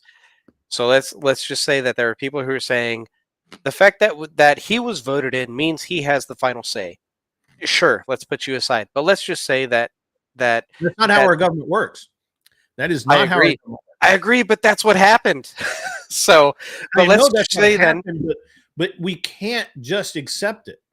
But yeah, well, I agree. That's why I'm saying hypothetically, let's just say that tax and sending of money was given to Congress, who quote unquote controls the purse. Then what? They're supposed to go to their constituents and say, what do you want to do with this, right? And then we would vote and say, no, don't give it to them, or yes, give it to them, right? And then that would go through. None of that happened. But I'm saying, like, in a proper tax using society, in an ideal place, how would that have worked? If America was ideal, how would that have worked? We have laws in place to prevent us from just giving money to other countries. We're ignoring them. The problem is right now, currently, we're ignoring them, right? Right. Currently, even when you have a congressional hearing, because once again, we've not voted the right people in. Mayorkas should have been fired and then brought up on charges, and he should be in jail right now. And well, time out. Everyone who ignored that, the proper way it should have gone, should they not be brought up on charges? Should we not now have another election? Why is none of that happening?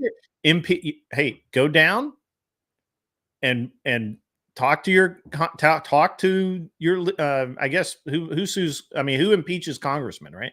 Like that's the Supreme Court or whatever. You're going to have to get involved if you want that kind of like I don't have I agree. But it's kind of like congressmen can be impeached. Congressmen can be held responsible for their votes outside of just voting. Well, I mean, outside of just voting them out of office. I'm a little bit disillusioned because that one guy went and pulled the fire alarm and just got off with no charges and yada yada yada. And so it's like, okay, well, if my congressmen are going to vote to go send my money out to all these bullshit places and they're not even going to contact me about it, and I'm supposed to hold them accountable, but they won't even hold each other accountable, like. Right, and I'm not trying to blackpill. I'm not trying to blackpill. I'm trying to just agree with you. What are the repercussions in our route? That's a great reason to be disillusioned. If you're going to be disillusioned, that's a good reason.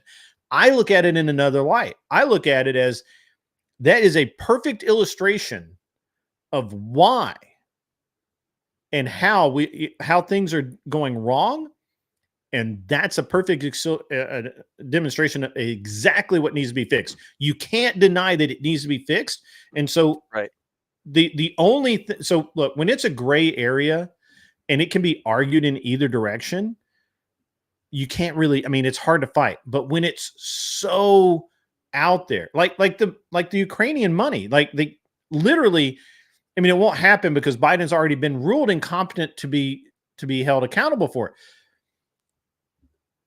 Otherwise, he would be, I mean, he's already being impeached, but he would have been really impeached, because that was a big fucking deal. But he was ruled incompetent. He couldn't stand trial for it. Right. So that's the problem that we have right now. And we have to, and it's going to take time, man. I'm not saying that, look, this is not something that's going to be, it may not even happen in my lifetime, but I'm not going to stop. I believe in my country. I believe in the government. I believe in the government the way it is. The problem is that we have been allowed it to be subverted because of apathy for decades and decades and decades of apathy. Yeah, I agree with that last final statement that you made. I agree with that. And that's why I would disagree with you when you say that you have faith in your country. I'm not trying to blackpill. I do know that empires rise and fall. I do know that God raises and destroys nations. And I think America is one of those nations that God is going to raise and destroy at whatever time, appeals to him.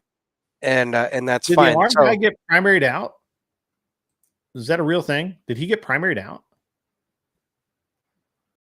That would be fucking hilarious if he got. I don't know what that means. Oh, he got. Well, he doesn't say. If primary could be that he had to go into the, have to do a primary to regain his seat, and he may have got. It could be that he's primaried in, which means that he can run again against the Republican, or it could be that he's primaried out, which means that even the Democrats don't want his ass there, and they threw him out and put somebody else in place, which is what happens often with leftists. Yeah, John, it's been great, man, but I am actually long 26 minutes. Yeah, move on from me. I'm going to I'm done. I'm supposed to end at 3. But it was a good conversation. I wanted to keep going. I'm trying to find. Let me look for. Sorry, guys. I got into the conversation. I wasn't really paying attention. But so are you? I know you're saying you don't want to come off as black-pilled or anything, but where do you feel like, John, where do you feel like the change needs to be made? What's the biggest change that you feel like could be made? Honestly, on the personal level, I would say do what you can. From the national level, I would say don't worry about it, because again, like I said, God makes nations rise and fall to his whim. As long as you're right with God, you're okay with everything else, whether it rises or falls. Pray for your nation, as the country says. Pray for it. Pray for it to repent, return to him. Pray for it to follow him. If it doesn't, be prepared for it to fall, and know that you're safe in his hands when it does. That's what I would say.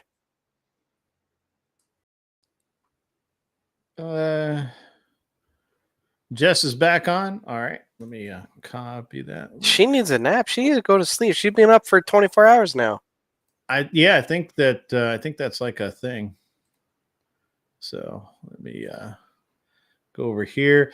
I mean, I guess I'm looking at all of this and I'm just like, the reality is that there's no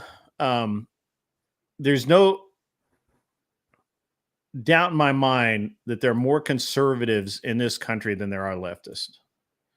I agree. I've been coast to coast. I talked to a lot of people. I have a lot of people that, over the course of the last 10 years, that I've seen, just, and maybe they're not like super Trumpers, you know, they're not, you know, maybe they don't like Trump, but they're still conservative. Which is actually one of the reasons why I am so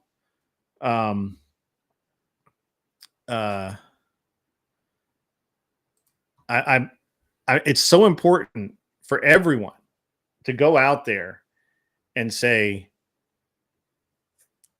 dude, you got to vote.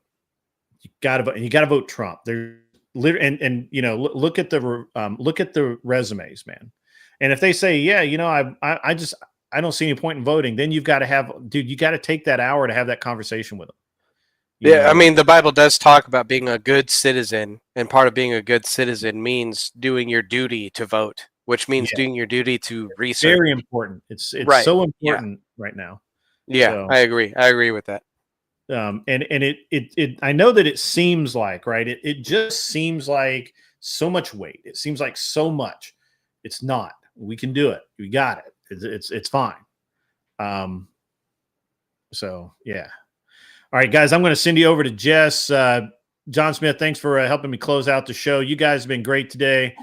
John, watch the first part of the video, man. You're gonna dig it. Definitely, yeah. I want to get some of that history down. Yeah, you're gonna probably roll in. You're just be laughing your ass off. But all right, guys, I got to go. Get off my lawn.